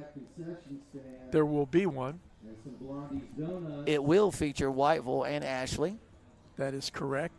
Ashley High School, coached by Dante Lombardi. Last year, the Screaming Eagles 9-3 overall, 5-2 in the conference. Made it to the second round before they went out against Cleveland 21-3. Scored a bunch of points last year, 31 a game, only gave up 16, but lost quite a few talented players Brewington from that team. Yeah. is no more. Yeah, so they've got to they've got to find some replacements. But Coach Lombardi said, "Look, if we stay healthy and if we can continue to play power football, which is what we like to do, I think we're going to be okay." And the Wolfpack? Oh, the Wolfpack, another team that lost a lot from last year, 13-2. Undefeated in the 1A, 2A Waccamaw, lost in the region final to Northeastern 24-14 and averaged 43 points a game. So Coach J.P. Price has got some holes to fill coming back in this year, but guess what? He's one of the best around. I'm kind of thinking he'll come up with a way to do it. Man in motion to the top of the screen. Quarterback drops back. Oh, he's got a man. Oh, man. Had a man down in the middle of the field, and Jay, it looked like it went right through his hands. Pretty well defended by New Hanover. Had a man back there in the secondary, or a couple men back there in the secondary to defend that one, but it'll set up a 4th and 9. Let me tell you, that was a beautiful job by the quarterback. The throw was great, but it was also a really nice move to kind of slide in the pocket, give himself room and time, and then delivered a real nice ball. Step up and deliver. I think the intended receiver was Adrian Glover, and as you well stated, Sam, we got an injury, and that's the first one of the night, and that's the thing you really want to come out of these scrimmages with not seeing any injuries. You know, I was going to say earlier, Jay, two things you want to do. You want to get a lot of kids reps, and you want to keep everyone healthy. Healthy, yeah. You know, my father, who was a high school head football coach for many years in North Carolina, lost his starting quarterback one season in a preseason scrimmage for the whole year. You know, a game that meant nothing, and just a fluke thing, and was a devastating blow. Stuff happens. New Hanover leads Wallace-Rose Hill 13-3 in this one, and by virtue of the New Hanover 13-3 score, they've given the home team the slight edge. 13-11. Total score. Do I have this figured right? Yeah. 13-11. Well, actually, So yeah, if you add East Bladen's 8 and Wallace's 3, I didn't have to figure because Nathan did. Visitors That's right. 11, home 13. we got it cooking. Yeah, we do. As the kids say, we're cooking. Hey, back to Whiteville. So they got to replace a lot of players, especially on the offensive side of the ball. So I said to J.P. Price, I said, Coach, I said, who you got coming back on offense? He said, me. Ah, But that means me is going to identify, some kids that are going to play Whiteville football, which is awfully good. there's a good look at the Wolfpack and the all whites tonight. Talk to him about how fun it is for people that go to a game at Whiteville, including us, announcers, and to see that big jumbotron. Oh yeah, That jumbotron is worth a trip over to Columbus County. There's J.P. Price there, looking skinny as ever. Yeah. Jay, in all seriousness, one of the all-time great guys. Yeah. I very really, nice. really hold him in high regard. I think anybody who knows him would say the same thing. And this is just Sam's opinion here. I believe he is in this profession for all the right reasons. Yeah. Just a rock-solid guy. I would love for my son to play for him. In whatever sport, couldn't care if it Sure. was pickleball, but Sure. just a guy you'd like to have your, son around. Just a really good coach, And really good guy. Go into that weight room with him. I don't know if I want that for Huck. He Jeez. might not survive that onslaught. Holy cow. Of course, his as I've learned down here, his Diddy Yeah, that's was right. a pretty good coach too. He was. So Coach Price won big many years at South Columbus, and And then together Wallace-Rose with Hill. JP on his staff, they won multiple state championships at Wallace-Rose Hill. Of course, Did Kevin replace him? he did. Okay. He did. I don't think his Diddy would have let him play in the The Swine Valley. Yeah, I don't know. That's some interesting nomenclature. Yeah. We're hopefully back. the injured player is not too injured. 4th down, 1:29 left in this one. Wallace-Rose Hill, going to leave the offense on the field for this 4th down play. New quarterback in the game. Well, And a false start on about 6 of them. I think somebody was running a go that time. Yeah. Had Coming to- out of that sprinter stance. Got to wait just a little bit longer. Yeah.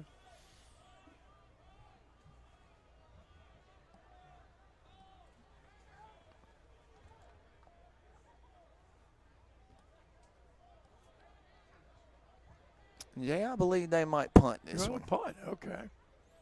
Well, why? Let's see what the punt team can do. Under, no pressure here, but still, I probably won't be able to do it like that in a regular season game, and I'm guessing Kevin would hope he doesn't do it quite like that. Fortuitous bounce for Wallace. The punt traveled about 11 yards in the air, and then another 17, rolling along the ground, but is down at the 37-yard line of the Bulldogs, and 1:20 left on the game clock in this one as Whiteville and Ashley wait for their chance to take the field for the third and final scrimmage of night one. Tomorrow night we've got South Columbus against North Brunswick, Northside Jacksonville against Hoggard, South Brunswick against Laney, and South Stanley against the Trojans of West Brunswick tomorrow night at 8:30. First time I saw it, I thought, oh my gosh, they got a spelling error with South Stanley. Yeah. But no, they didn't. Yeah, they didn't. As Nathan says, it's not like the core. That ball's on the ground, partner, and a good play by the New Hanover quarterback to dive back on it. Now he's going to have to leave the field for a play as he lost his helmet. Jay, Huck's little baseball team this summer actually played South Stanley in the opening round of the state tournament. No kid, and won. They handed us our rear ends. They did? Yeah. But you still won the state tournament. Yeah, we lost our opening game and then won 5 straight. Attaboy. And played in that World Series again. What a great year for your squad and representing Charlotte in Youth League Baseball. It was great fun. Good players help tremendously. Final minute of game action. New Hanover looking for some running room around the left side, but Wallace-Rose Hill's defense is game and dropped the ball carrier for not much yardage. Lamb was over there on the tackle. Yeah, Lamb playing some D too, so they'll be like Motzinger was talking about, they'll got a lot of replacing to do, but they got some players to do it with, and get them healthy and get them ready for the 2A, 3A Swan Valley League. They'll be right there with the best. Short gain on 3rd and 12. And, Jay, that'll probably be the final snap of this scrimmage. New Hanover, after a rocky start, really controls this second scrimmage after that first drive and outscores Wallace-Rose Hill 13-3. East Bladen was victorious earlier, 8-0 over Topsail. We got one more on deck for you tonight as the Wolfpack of Whiteville will take on the Screaming Eagles of Ashley. We'll take a short break and have one more half of football action for you from the Bash at the Beach Football Jamboree.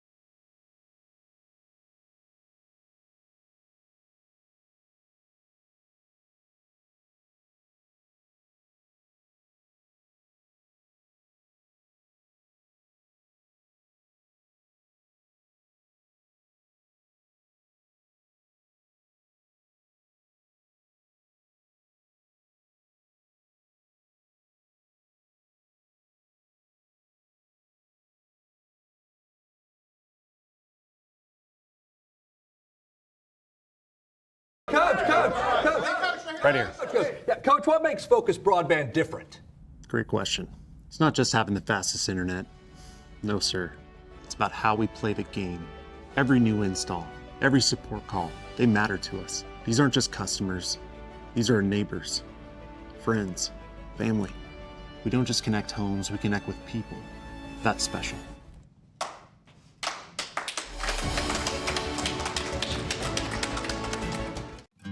Sometimes the simplest things have the biggest impact. At North Carolina Farm Bureau Insurance, we feel the same about home and auto coverage, affordable rates, trusted service, and local agents. After all, having an impact in your life helps you do the same in another's. Farm Bureau Insurance. Helping you is what we do best.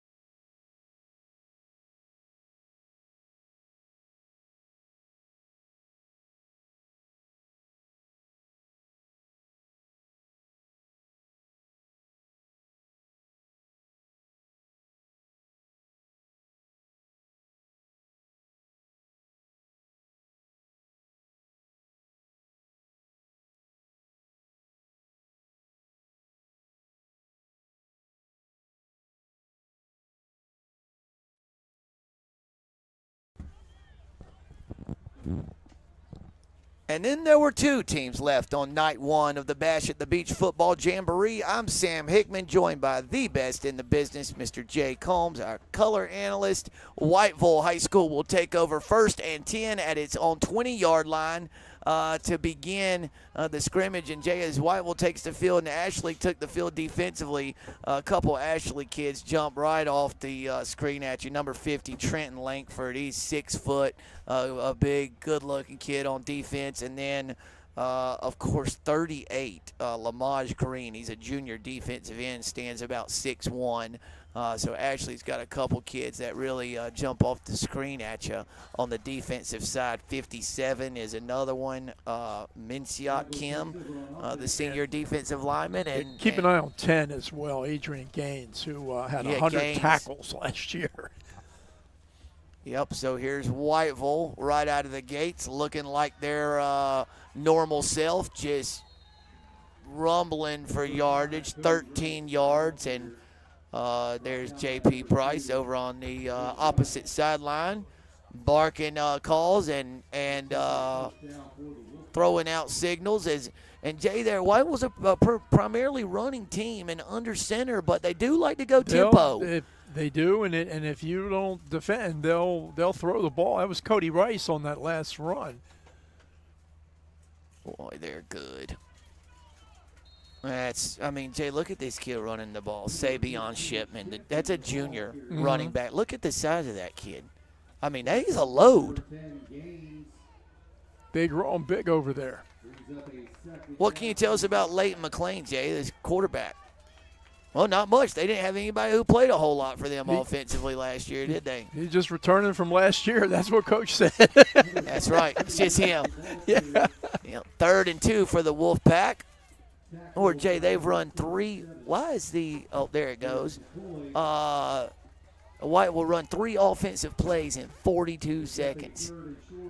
Sorry, 52 seconds. That's they want to run the play, get the ball spotted, and get up on it and run the next one, which you don't see a whole lot of with teams that prefer to keep it on the ground. There's Shipman. Pretty good D that time by he got the Ashley. first down though. Close, yeah. Jay is the line judge on the other side came running in, signaling a first down. Pretty good defense though on 2 consecutive plays by the Ashley Screaming Eagle defense, but Whiteville controlling the line of scrimmage right now in the ground game. And principally because they got 3 of their top 5 offensive linemen back from last year. Makes a big difference. Jay, I tell you one thing to me that JP has always done exceptionally well. It seems that they very rarely have one feature back who does all the damage. He does a wonderful job of getting a bunch of different kids involved in the offense. He does. Almost by committee. Yes. And, but like a big committee, like big 5 committee. of them. Yeah. Like they'll have 5 kids who rush for 600 yards. Yeah. You haven't seen a whole lot of him having a kid who rushes for 2,000 or 1,500. It's typically 3 to 4 of them who are getting about 700 to 800. And Jay, it really doesn't matter how you get them or who gets them. And what's a beautiful thing is they don't seem to care much. The kids, they spread the wealth and celebrate each other. And boy, he's got that Whiteville program humming along. Yep, 43 points a game last year. We got a flag on the field. I think Ashley lined up in the neutral zone, partner. They did, gave them the first down. Sure did. Lined up in the neutral zone, and it's automatic first down. Well, not automatic, but it's 3rd and less than 5, so the penalty yardage will give Whiteville a first down.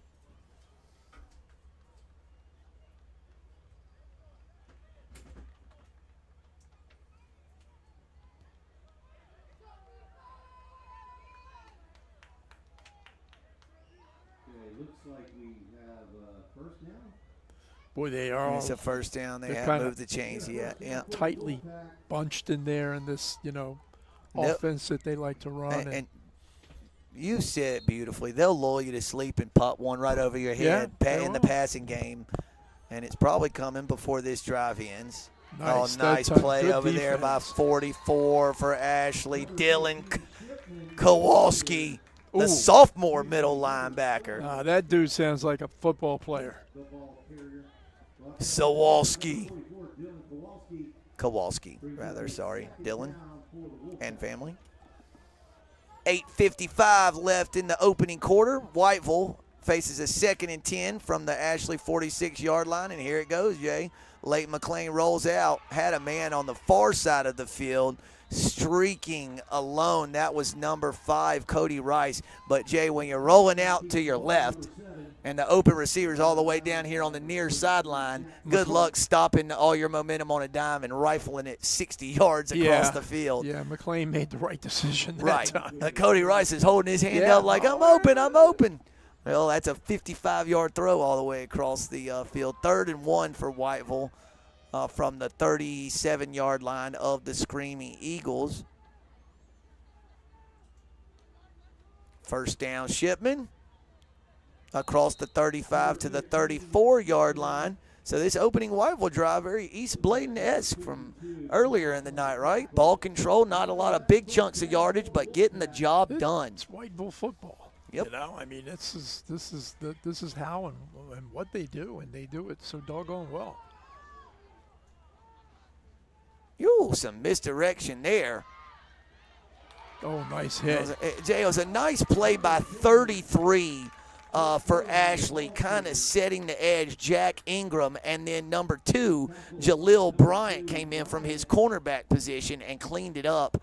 What looked like it had the makings to be a pretty decent little play got blown up rather quickly by the Ashley perimeter defenders there. Good team defense that time by Ashley and a real nice tackle by Bryant. Bryant, a two-way player. Whiteville just rolling this offense along in their traditional wing tee. Handoff up the middle. That's number 5, Cody Rice on the carry. He's met about 2 yards past the line of scrimmage, give him 1, maybe 2 yards to set up a 3rd and 8 here with 7.5 minutes left in the opening quarter. White was already chewed up 4 minutes and 35 seconds off the game clock, but a key down in distance here, 3rd and 7 from the 32. Harris McCoy in on the tackle that time for the Screaming Eagles. Boy, that was well covered. Jack Ingram there on the defense, and McLean's pass deflected and falls incomplete. So 7:10 left. 4th and 7 upcoming for the Wolfpack, and Whiteville trying to keep this drive alive, and this Ashley defense trying to force a stop.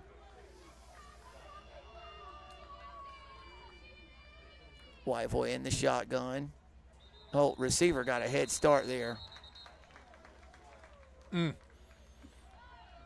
Yeah, false start against the Wolfpack. We'll take that 4th and 7 and make it 4th and 12.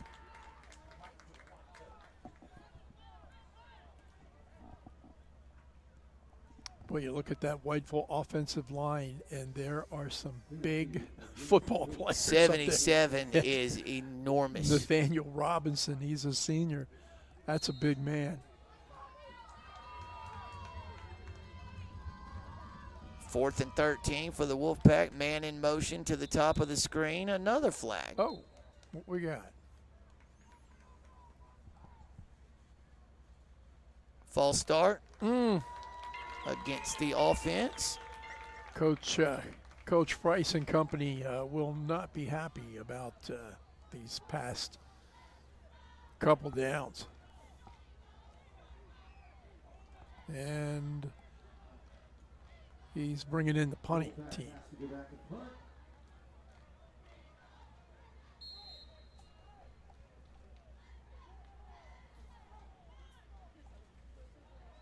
Yeah, so 4th and 7 is one thing, Jay. After back-to-back penalties to make it 4th and 17 or 4th and 18, they're just going to punt this one away and play the field position game. You identify who's punting? I can't see his number. 25 maybe? 25. Price Wheatley, I do believe. Okay. Oh, yeah, kicker punter.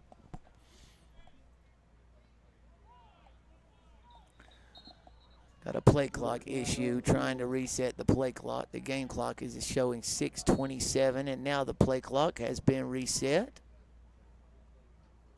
Remember, special teams are not live, so wherever the punt is caught or downed, will be where Ashley takes over its offensive possession. So if the play looks really slow, it appears that way for a reason. Beautiful punt. And a nice fair catch down there by Ashley's number 9, I believe, Bryson Lovelace. Punt inside the 10-yard line, fair catch at the 8-yard line, and man, that was a beautiful kick. Nice kick. Beautiful kick. Lovelace, Bryson Lovelace is a senior, and Coach Lombardi thought that he would be one of the players that would have to step up to replace the Brewington from last year, who was a tremendous running back.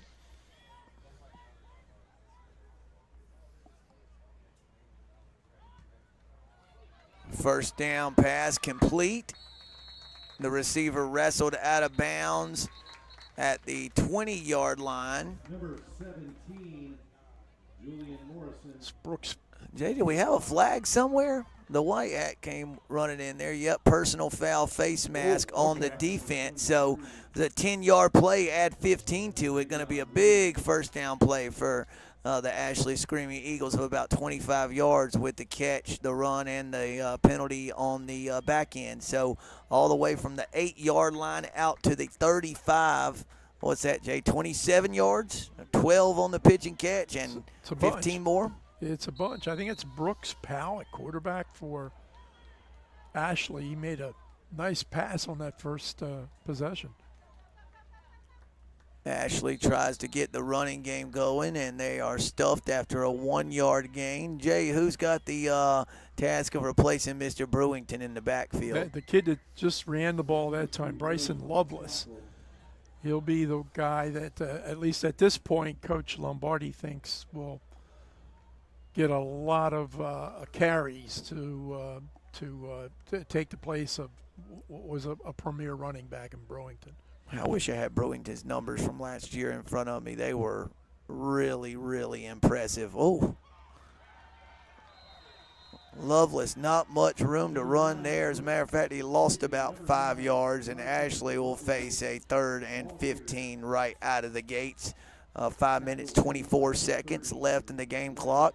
Jay, the home teams that have been Topsail and New Hanover lead the visiting teams, which have been East Bladen and Wallace-Rose Hill 13-11. East Bladen actually beat Topsail 8-0, but then New Hanover 13-3 over Wallace-Rose Hill has got us at our 13-11 score. There's no score so far in this one. That was a handoff and into a speed sweep.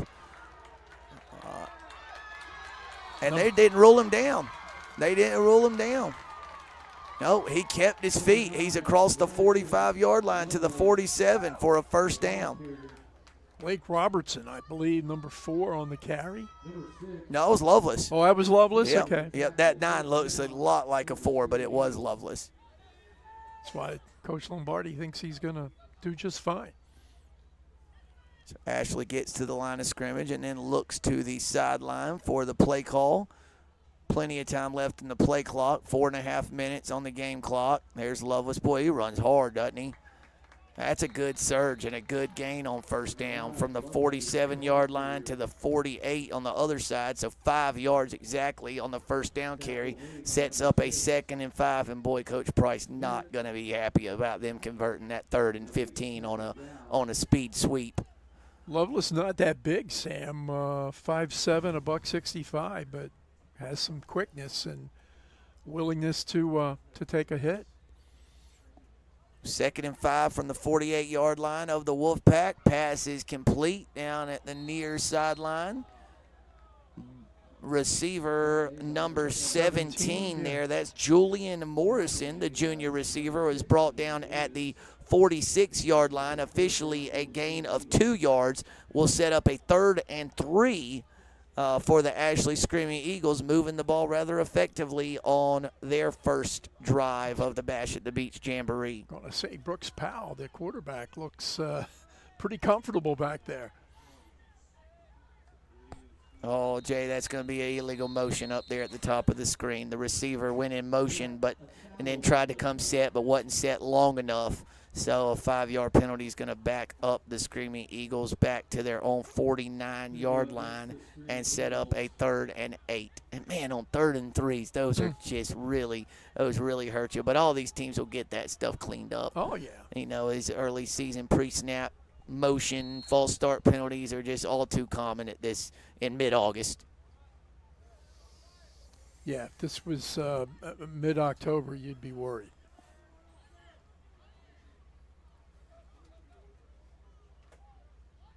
Play clock under 10. Game clock at 3 minutes, 15 seconds.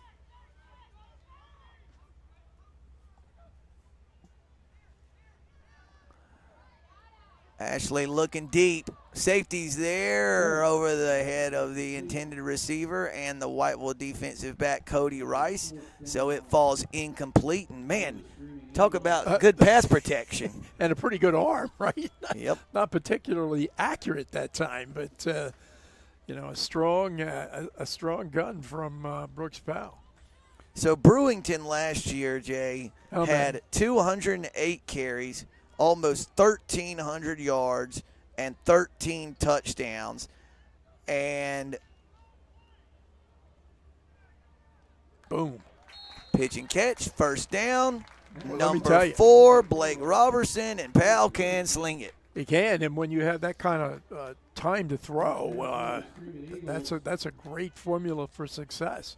And Jay, Coastal Prep's Tim Howard made a great point to me in a text message. Quinn Bentley got a lot of their goal line carries. So that touchdown number for Brewington likely would have been a lot higher.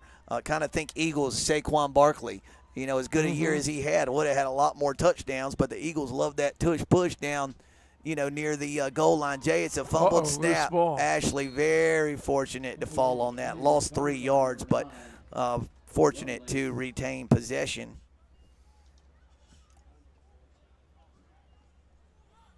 How about your Ravens this year, Jay? What are we looking like?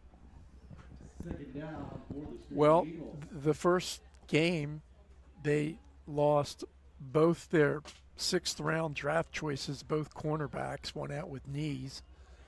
One of their returning players or starters from last year went out with an Achilles before training began, so they'll probably win the Super Bowl by 25 or 30. Naturally. No. I know on paper they got a lot of good players. They'll be good at quarterback. Yeah, they will I know be good that at much. Yeah.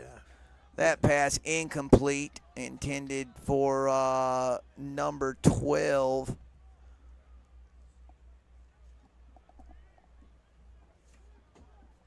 Kellen Crow was the intended receiver, but the pass too high. 2:15 left in the first quarter. No score so far in this one. The home teams at the Jamboree lead the visiting teams 13-11. Did a good job to corral that snap. Takes off running and gets to the 37-yard line. A gain of about 5 yards, but Ashley going to be about 7, maybe 8 yards shy of the line to gain. Got to think they'll leave the offense on the field.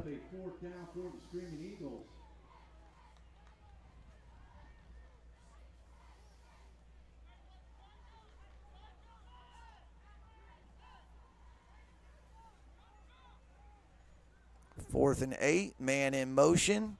Quarterback looking for somebody to throw to. Then his arm is hit as he let it go, and the pass falls incomplete. The pressure applied by Tyler Rose. Jay, listed as a running back, tight end, and defensive end, and a 10th grader. That means he's That's good. a nice, I think Rose will be a thorn in the side of many Whiteville opponents this year. Yep, no doubt. I was trying to see on that play if the quarterback was number 6, which I show as It was. Josiah Jones. It was. Listed as a wide receiver. So Coach Lombardi's keeping us on our toes there. Oh, Some Jay, pressure. a busted play. Ooh, loose And then he ball. threw it backwards. That should be a touchdown, huh? It should be. Well, he threw it backwards. But it was ruled dead. Oh, it was ruled dead. Lamaz Green came up with a loose ball.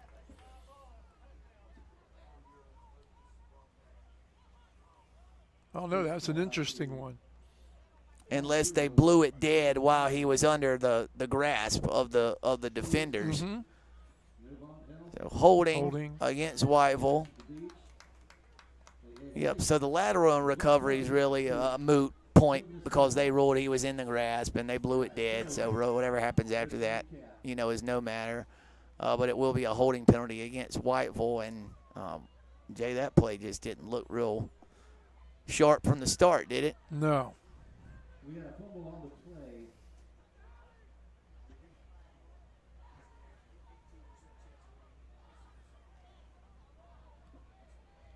Still trying to figure out what went on that time. Kids, the officials, PA guy. All right, Wolfpack But with the second down. Pack has the ball. Second down for the Wolfpack.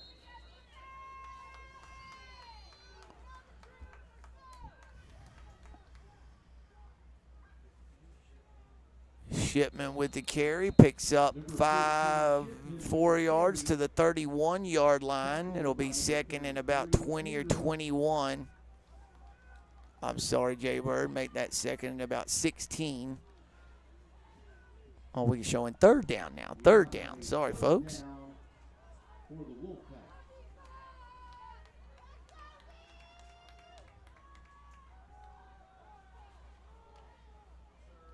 Nowhere.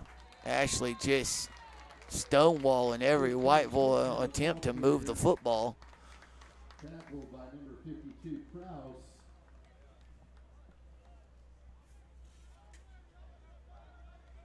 Tackled at the time by Caden Krause, Up a fourth down for the Wolfpack. senior defensive end for Ashley High School. Tell you what, Ashley looking pretty good here in the first quarter.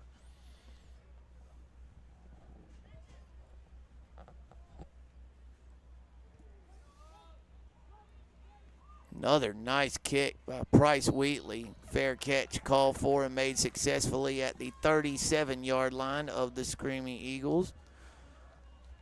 Number 25, Price Wheatley with the nice punt. Ashley Screaming Eagles take over first and 10.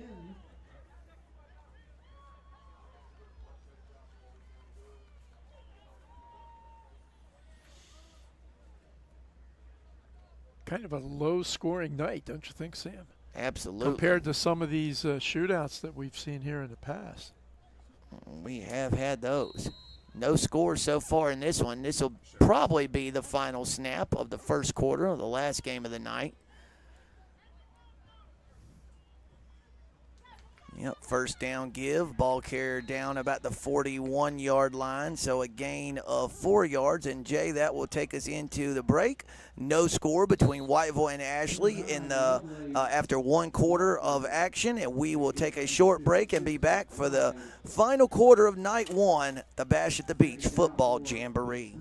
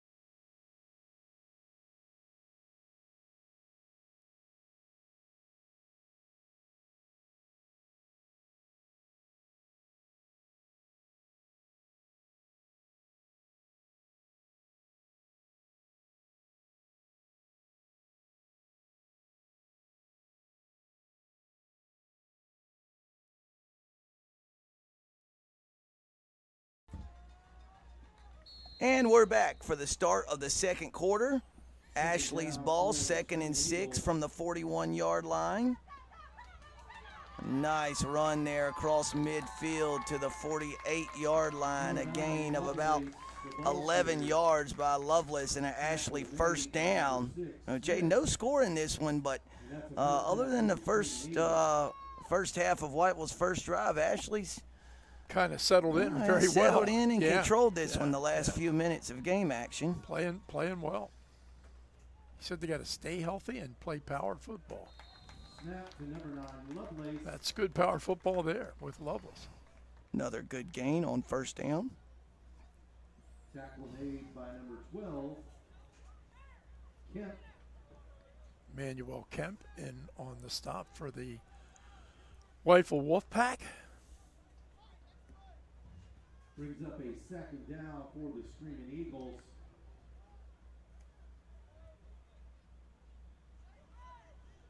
Second down and about 5 yards to go for Ashley. They need the 38 of Whiteville for a first down.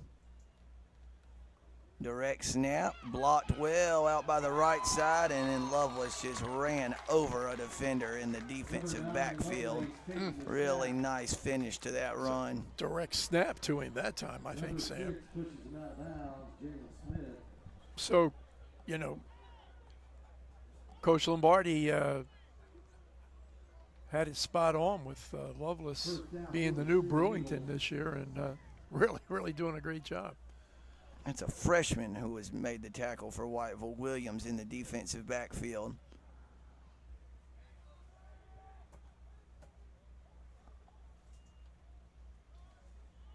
Nice stop that time by the Whiteville defensive front.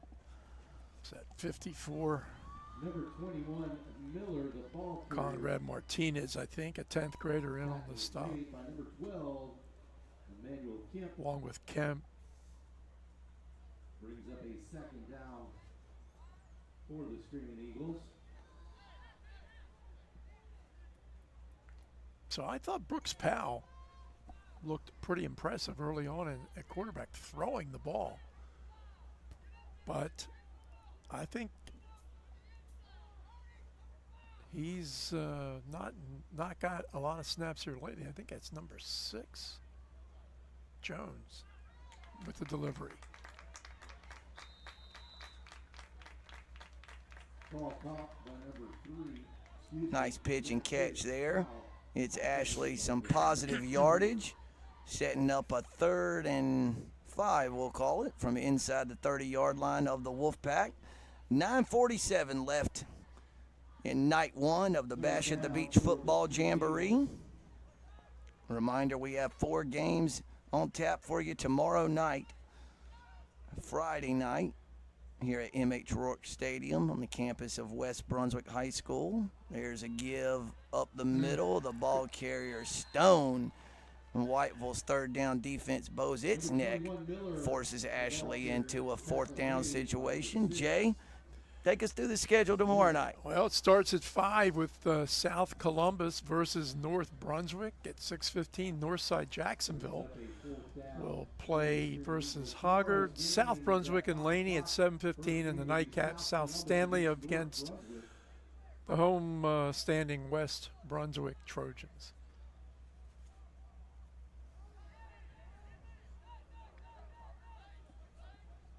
Fourth down, 8 yards to go. Ashley drops back. Pass to the near side is caught, and it's going to be just enough for the first down yardage. A nice grab there by number 2, Jaleel Bryant. We've seen him make some nice plays on defense. Makes a nice catch there from his receiver position and keeps this Ashley drive alive. Pretty good throw by Jones that time too, and lots of time to do it. You know, one thing that Coach Lombardi told me was he was happy that both of his offensive tackles returned, and there has been some stability up in the front of that line here this evening. Oh, he kept Jones, it, and he's he's got gonna all score. kinds of running room. Oh, nice That recovery. slipped up there, and his helmet fell off at the end, but picked up about 14 yards. And an Ashley first down. It'll be 1st and goal at the 5-yard line. as Josiah Jones has to come off the field.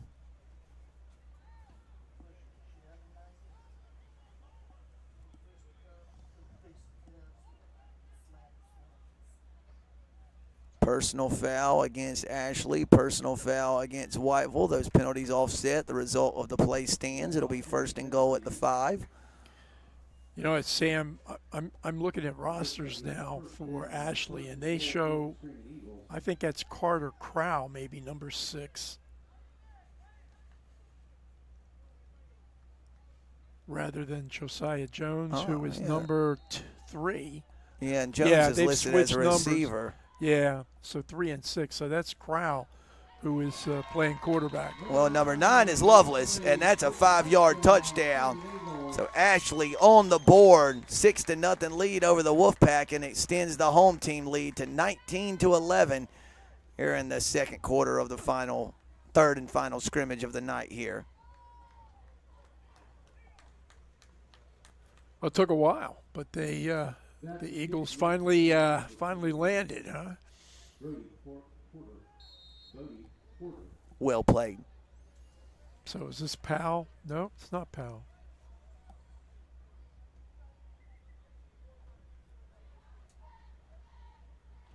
Good snap, good hold. Nice kick. Good kick. 40? Extra point is good. Tacking it on.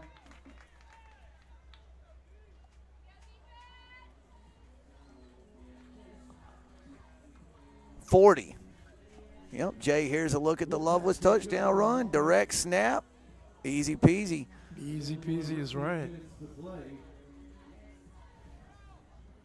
I think Ashley's played against, a quality opponent program in Whiteville night, but I think Ashley's played doggone well. Of course, that can all change in one play. But not that play. No, it did not change on that play. Whiteville stuffed for no gain on a 1st and 10 play. Cody Rice couldn't find much running room.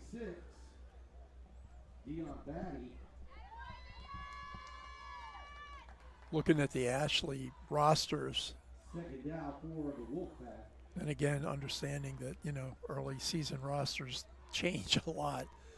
But no kids that are like giants, right? That just size-wise, that jump out at you. But man, they must be strong and obviously pretty tough. They got a 280 guy, right? One of the tackles, Deshaun Burke. So false start against Whiteville. We'll set up a 2nd and 15 from the Wolfpack's own 15-yard line. 7:25 left in the game, left in the night. 3 scrimmages tonight, 4 tomorrow night.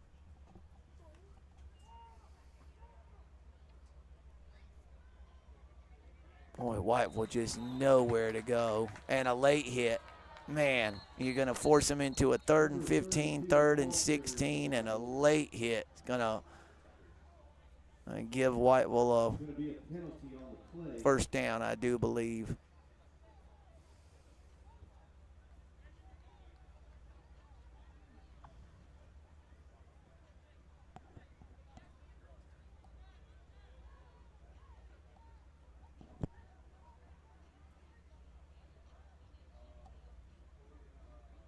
Not good. Personal foul on the Screaming Eagles. Oh, Jay, not quite an automatic 1st down. The play was about a 3-yard loss. And so once they marked off the 15 yards from the end of the play, Whiteville still about 3 yards shy of the line to gain. So it'll be a 3rd and 3 from their own 27-yard line. Going for it. Overthrows everybody. intended receiver Justin Ward, the senior wide receiver, but Interesting play call, though, for Whiteville, don't you think? yeah, I was Third just three and- thinking the same thing. Just not a whole lot of confidence they can move them up front. Because Ashley has stoned the running game, and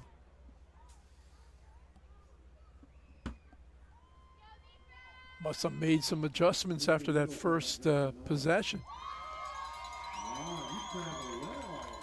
Bodie Porter is the kicker for Ashley, who we were looking for earlier. Partner, Bodie Porter. Boy, I tell you what, one bright spot for Whiteville has been the punting of Bryce Wheatley. That's 3 pretty doggone good ones. A good job on the fair catch by Tyson Hammonds, the sophomore wide receiver for the Screaming Eagles. So Ashley will take over 1st and 10 at its own 41-yard line. 7:05 left in the third and final scrimmage of the night. Well, there's the Ashley huddle.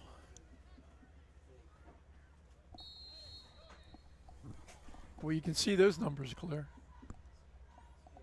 Gold against that maroon, garnet, whatever they call it.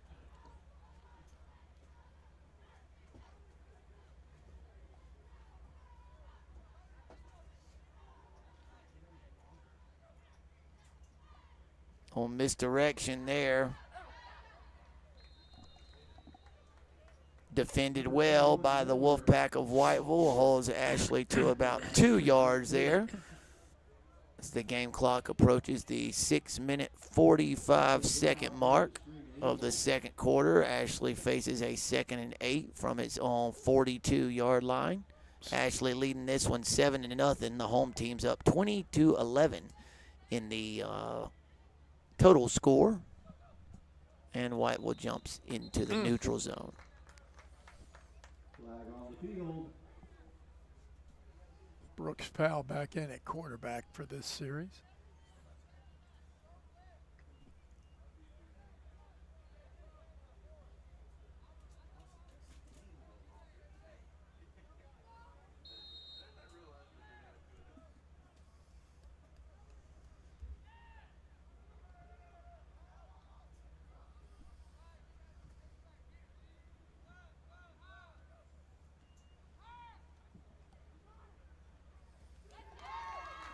Sammy?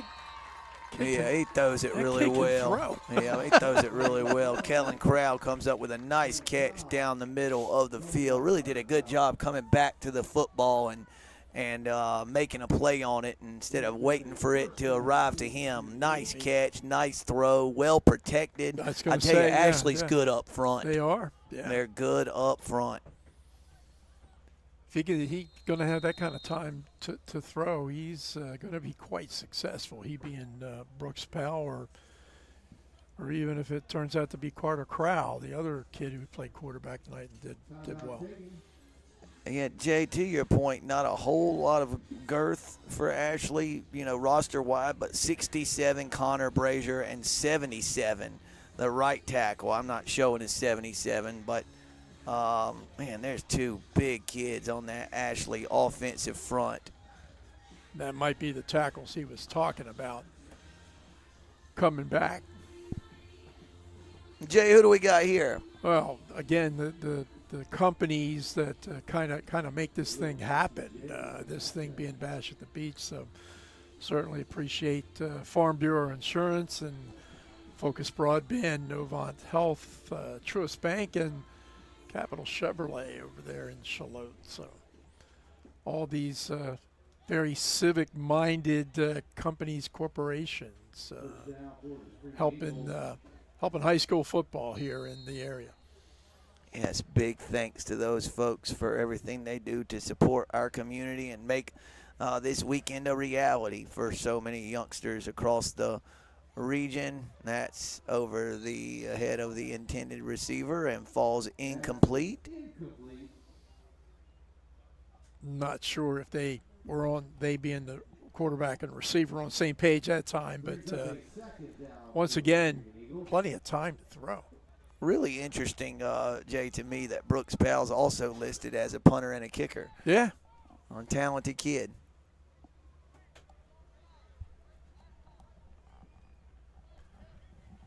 Always nice if your quarterback can punt, you know, because sometimes you can surprise some folks with that.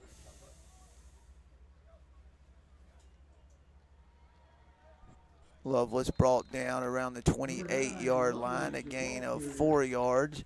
We'll set up a 3rd and 6. How many yards you think Lovelace? He's got to have 50 yards rushing, don't you think? Yeah.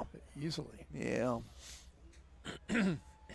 8 carries for around 60 if I was guessing. Maybe more carries than that. Maybe about 10 carries for 60 or 70 yards, I'd imagine. Ashley has controlled the line of scrimmage. That's for certain. Powell keeps it. Cuts around the left side. He's got all kinds of running room. Drop down inside the 15 around the 12-yard line. Another first down for the Screaming Eagles. And, Jay, there is just not much life along that Whiteville sideline. You look across the field from where we are, and it just looks doom and gloom, you know. Well, they've been on the short end of things here this evening against Ashley High School for sure. Ashley sort of picking up where they left off last year, 9-3 for the season. There was a flag, Jay Burr. You know, Sam, your history with the football programs here locally goes back way farther than does mine, but I've been around long enough to know that once upon a time Ashley was kind of a gimme, right? Not anymore. The youngest high school in Hanover County, but no gimmies anymore. This is a good football program, 2 years in a row, and they look solid again this year. Sprint out to the right. Pass is caught. That was number 4, Blake Robertson, who made the catch and was tackled inbounds at around the 24-yard line. Ashley needs just shy of the 22 for a first down. 4.5 minutes left in the game clock. Ashley, direct snap to Lovelace. Yep. And it's going to depend on the spot. Jay, I think he's short.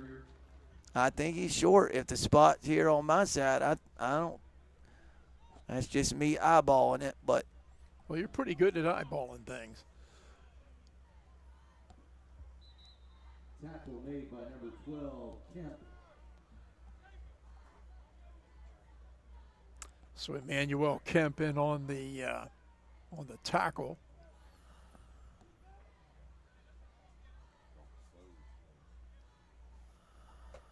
Is that maybe Jake Oldham?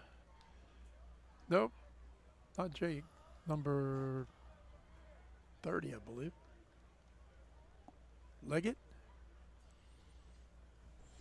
Really interested to see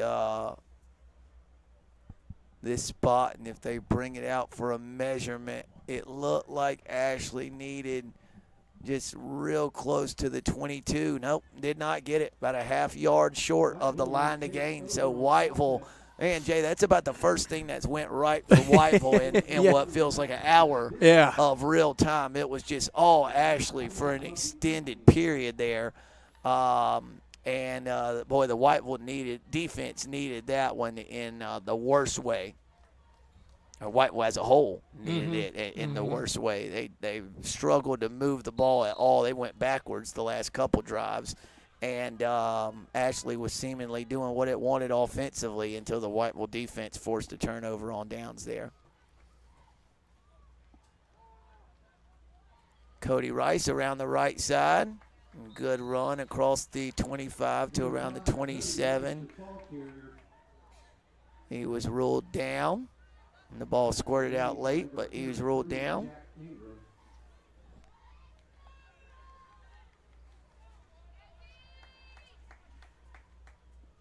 2nd and 6 after Rice picked up 4 yards. There's another good gain. Better job on the ground this time by Whiteville. We got some extracurriculars, and that was, I believe they might get 77. A little late extracurricular activity there. 42, stop. Justin Davis. Well, definitely a flag, and definitely and definitely pushing around. Oh, there. and then J.P. Price got one. Oh my! Both teams got one. Oh, I don't think so, partner. Oh wait, did they call one on each team during the live Looked action? like they pointed both ways. Okay. Well, then I think Whiteville got one after the stuff on the field. Okay. Well, the officials are gathered together.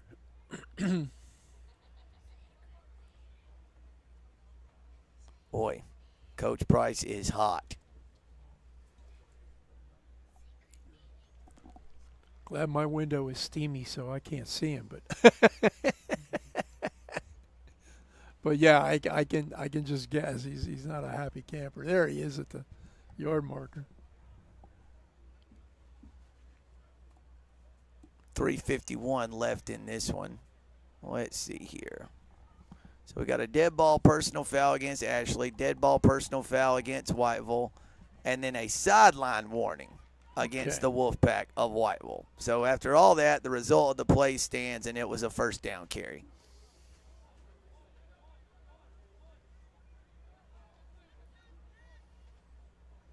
We got a first down for the Wolfpack.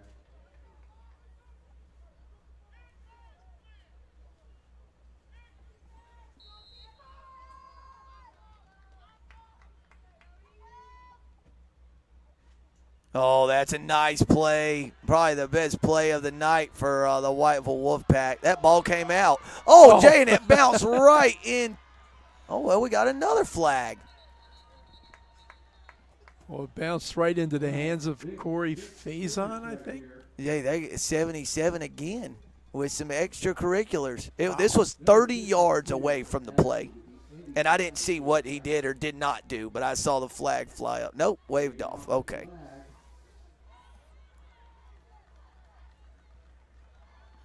Never mind. Big play for the Pack, though. Let's see it again. Now look, he just bust through that seam there. And then the ball pops out, and then Ford right there. Nice one-hop bounce.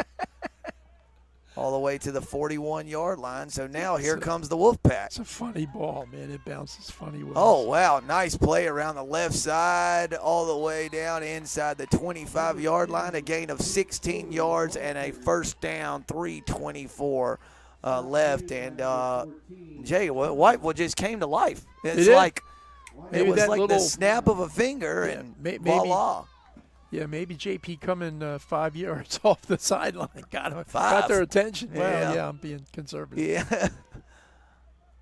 And then they blocked this one up. Nice. Boy, 77 is just tossing people around out there. He a big man. That's, Jay, kind of looks. You remember the Blindside movie with Michael Orrs in high school tossing kids around? That's kind of what 77 has done, like the last 3 plays. Like he's literally throwing people. It's big Nathaniel Robinson, and he certainly looks blindside type right now. Yeah, I think a lot of these big guys on both sides are probably thankful for this time out here. Yeah. With 3:03 left in the game to catch their breath. Here we go, partner. East Bladen Topsail. Give us a 10-second snapshot of the first 2 we saw tonight.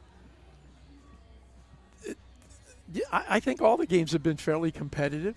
All the scrimmages have been fairly competitive, you know, it's so early in the season. I mean, some of these teams, this is probably the best practice that they've had all preseason, what with the rain and everything. So, you know, the coaches, I just can't help but think this is a great opportunity for the coaches and the teams to kind of get their sea legs and get, you know, a little taste or a reminder of, you know, Friday Night Lights. Although it's Thursday night tonight, of course, but getting out and the.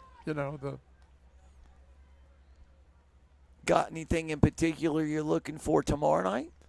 I'm of course I'm interested in seeing what the local schools, in the old Brunswick County 3A, 4A, or Mid-Eastern Conference schools. Cody Rice around the right side, got a lot of running room. That's a first down, and then a little bit more. Jay, I think Laney's going to be interesting. They hired Steve Brooks. Yep.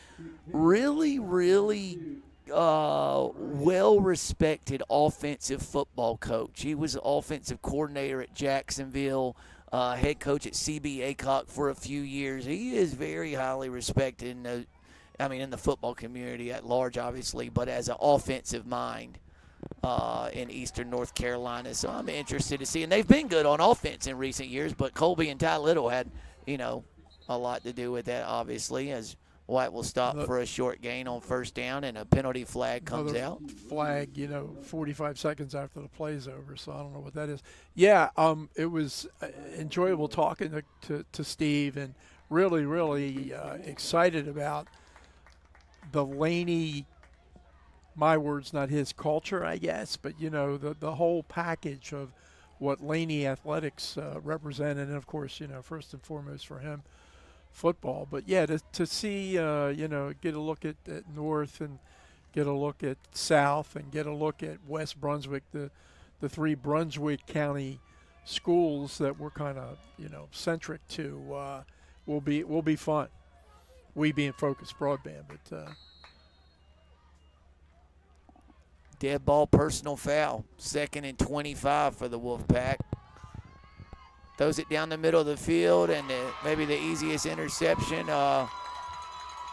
Ashley will ever get. Return man still on his feet, thrown down out of bounds, and then we've got a block in the back there late in the return, I do believe.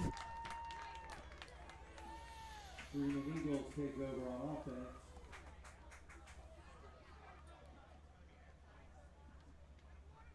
We do have a flag on the field. Jay, a flag on the field. I hadn't seen that much in the last few minutes. 30 seconds. It's so common on those interception returns, and with those blocks in the back, and on the return. Half the time they have nothing to do. They do nothing to aid your, return man. Yeah. It's just chaos after a change of possession, live change of possession, and then all heck breaks loose, for lack of a better term. Me, oh my. That's Dante Lombardi. He's Coach Lombardi he's talking to. Head referee. I was looking to see who made so on one roster for Ashley, 14 is Kellen Crowell. I'm sorry, Dalton Turner. And on another one, it's Tyson Hammond. So I think it was 14. It was indeed. Okay, it's one of those two. First and 10 for the Screaming. And I don't know where the penalty was, but it was. They marked it off and everything.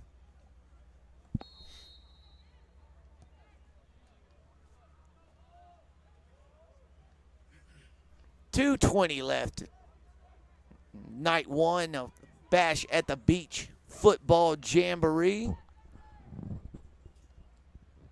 Ashley hands it off to Lovelace. He's dropped around the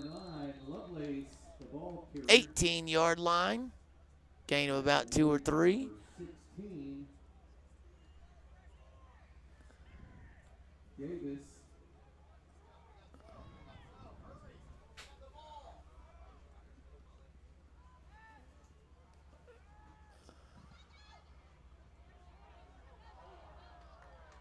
Yeah, Laney, listen at me. Well, I'm in midseason form, aren't I? Ashley, quarterback, dropped a couple yards shy of the line to gain. They're going to get back on the ball and go quickly. Brings up a 3rd and 2.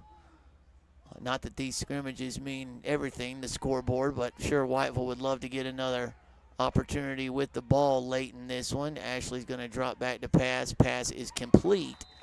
And the receiver, Crowell, I believe it was, 12. Yes, Kellen Crowell, the junior wide receiver. Jay, I believe we also have a little typo on the Max Preps Ashley roster. It lists Crowell as 6'10". He is not 6'10". But typos happen to the best of us. Yeah, that's true.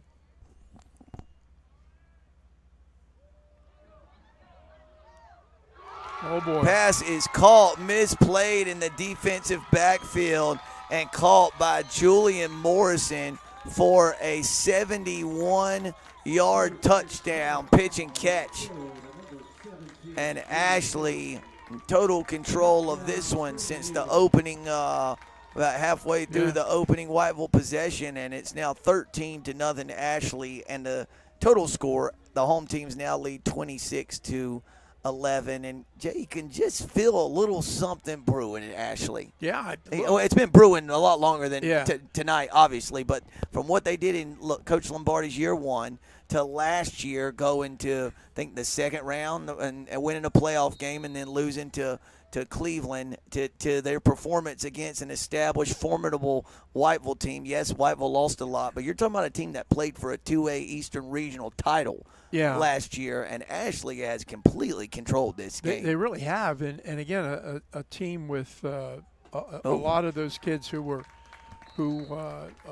made them so successful last year have moved on, have graduated. So it's kind of a reload here this year, not a rebuild for Coach Lombardi. And I'd say of all the teams here this evening tonight, maybe Ashley has been about as impressive as any of them. Jay, check out this 71-yard touchdown strike. Rice was there. He was right there. Maybe just jumped a half second too early. Took one more step back toward his own end zone and probably bats that one down or picks it off. Nice camera work there on that replay of that long touchdown pass. That also is the longest play of the night by any team. Easily. Yes, I think 44 yards was the longest play before that one. Whiteville ball on the ground. Quarterback falls on the bobbled snap. And listen, I know J.P. Price has been doing this for way too long to get too worked up about 2 quarters in the scrimmage, but probably not thrilled going home tonight. Where's your head at as a head coach there, Jay? He'll want to go back and have a good night's sleep. Well, that's not going to happen. I'll say he want to, but not that he would. Yeah, I know. Yeah, they'll look at it and figure out what worked and what didn't and make the necessary changes. You know, my dad always told me when you go back and watch film, you realize that you were never as good or as bad as you thought you were in the moment. Yeah. There was an old announcer in Baltimore. You're never as good as you look when you win, and you're never as bad as you look when you lost. Oh, good catch and a good hit to end this one. Cody Rice with a nice catch, took a big hit there at the end of the play. That was Aiden Wilkinson with the smash that time. Cody Rice with a good catch. But, Jay, it's going to come back. There's a flag back at around the 19-yard line. Oh, boy. Ineligible receiver, maybe.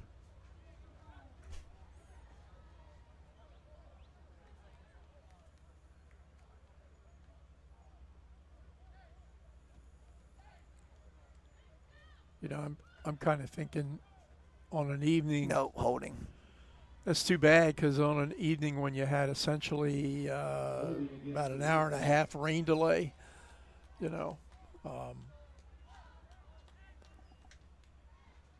have to be a really bad hold for me to call it at this point with 11 seconds, right?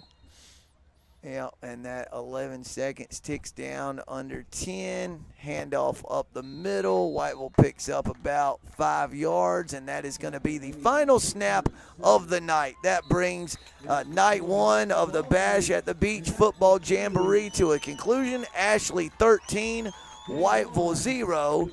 The total score finishes with the home team's 26, the guest 11. New Hanover 13-3 winners over Wallace-Rose Hill. East Bladen outscored Topsail 8-0, and Ashley outscored Whiteville 13-0. Jay Combs, parting thoughts?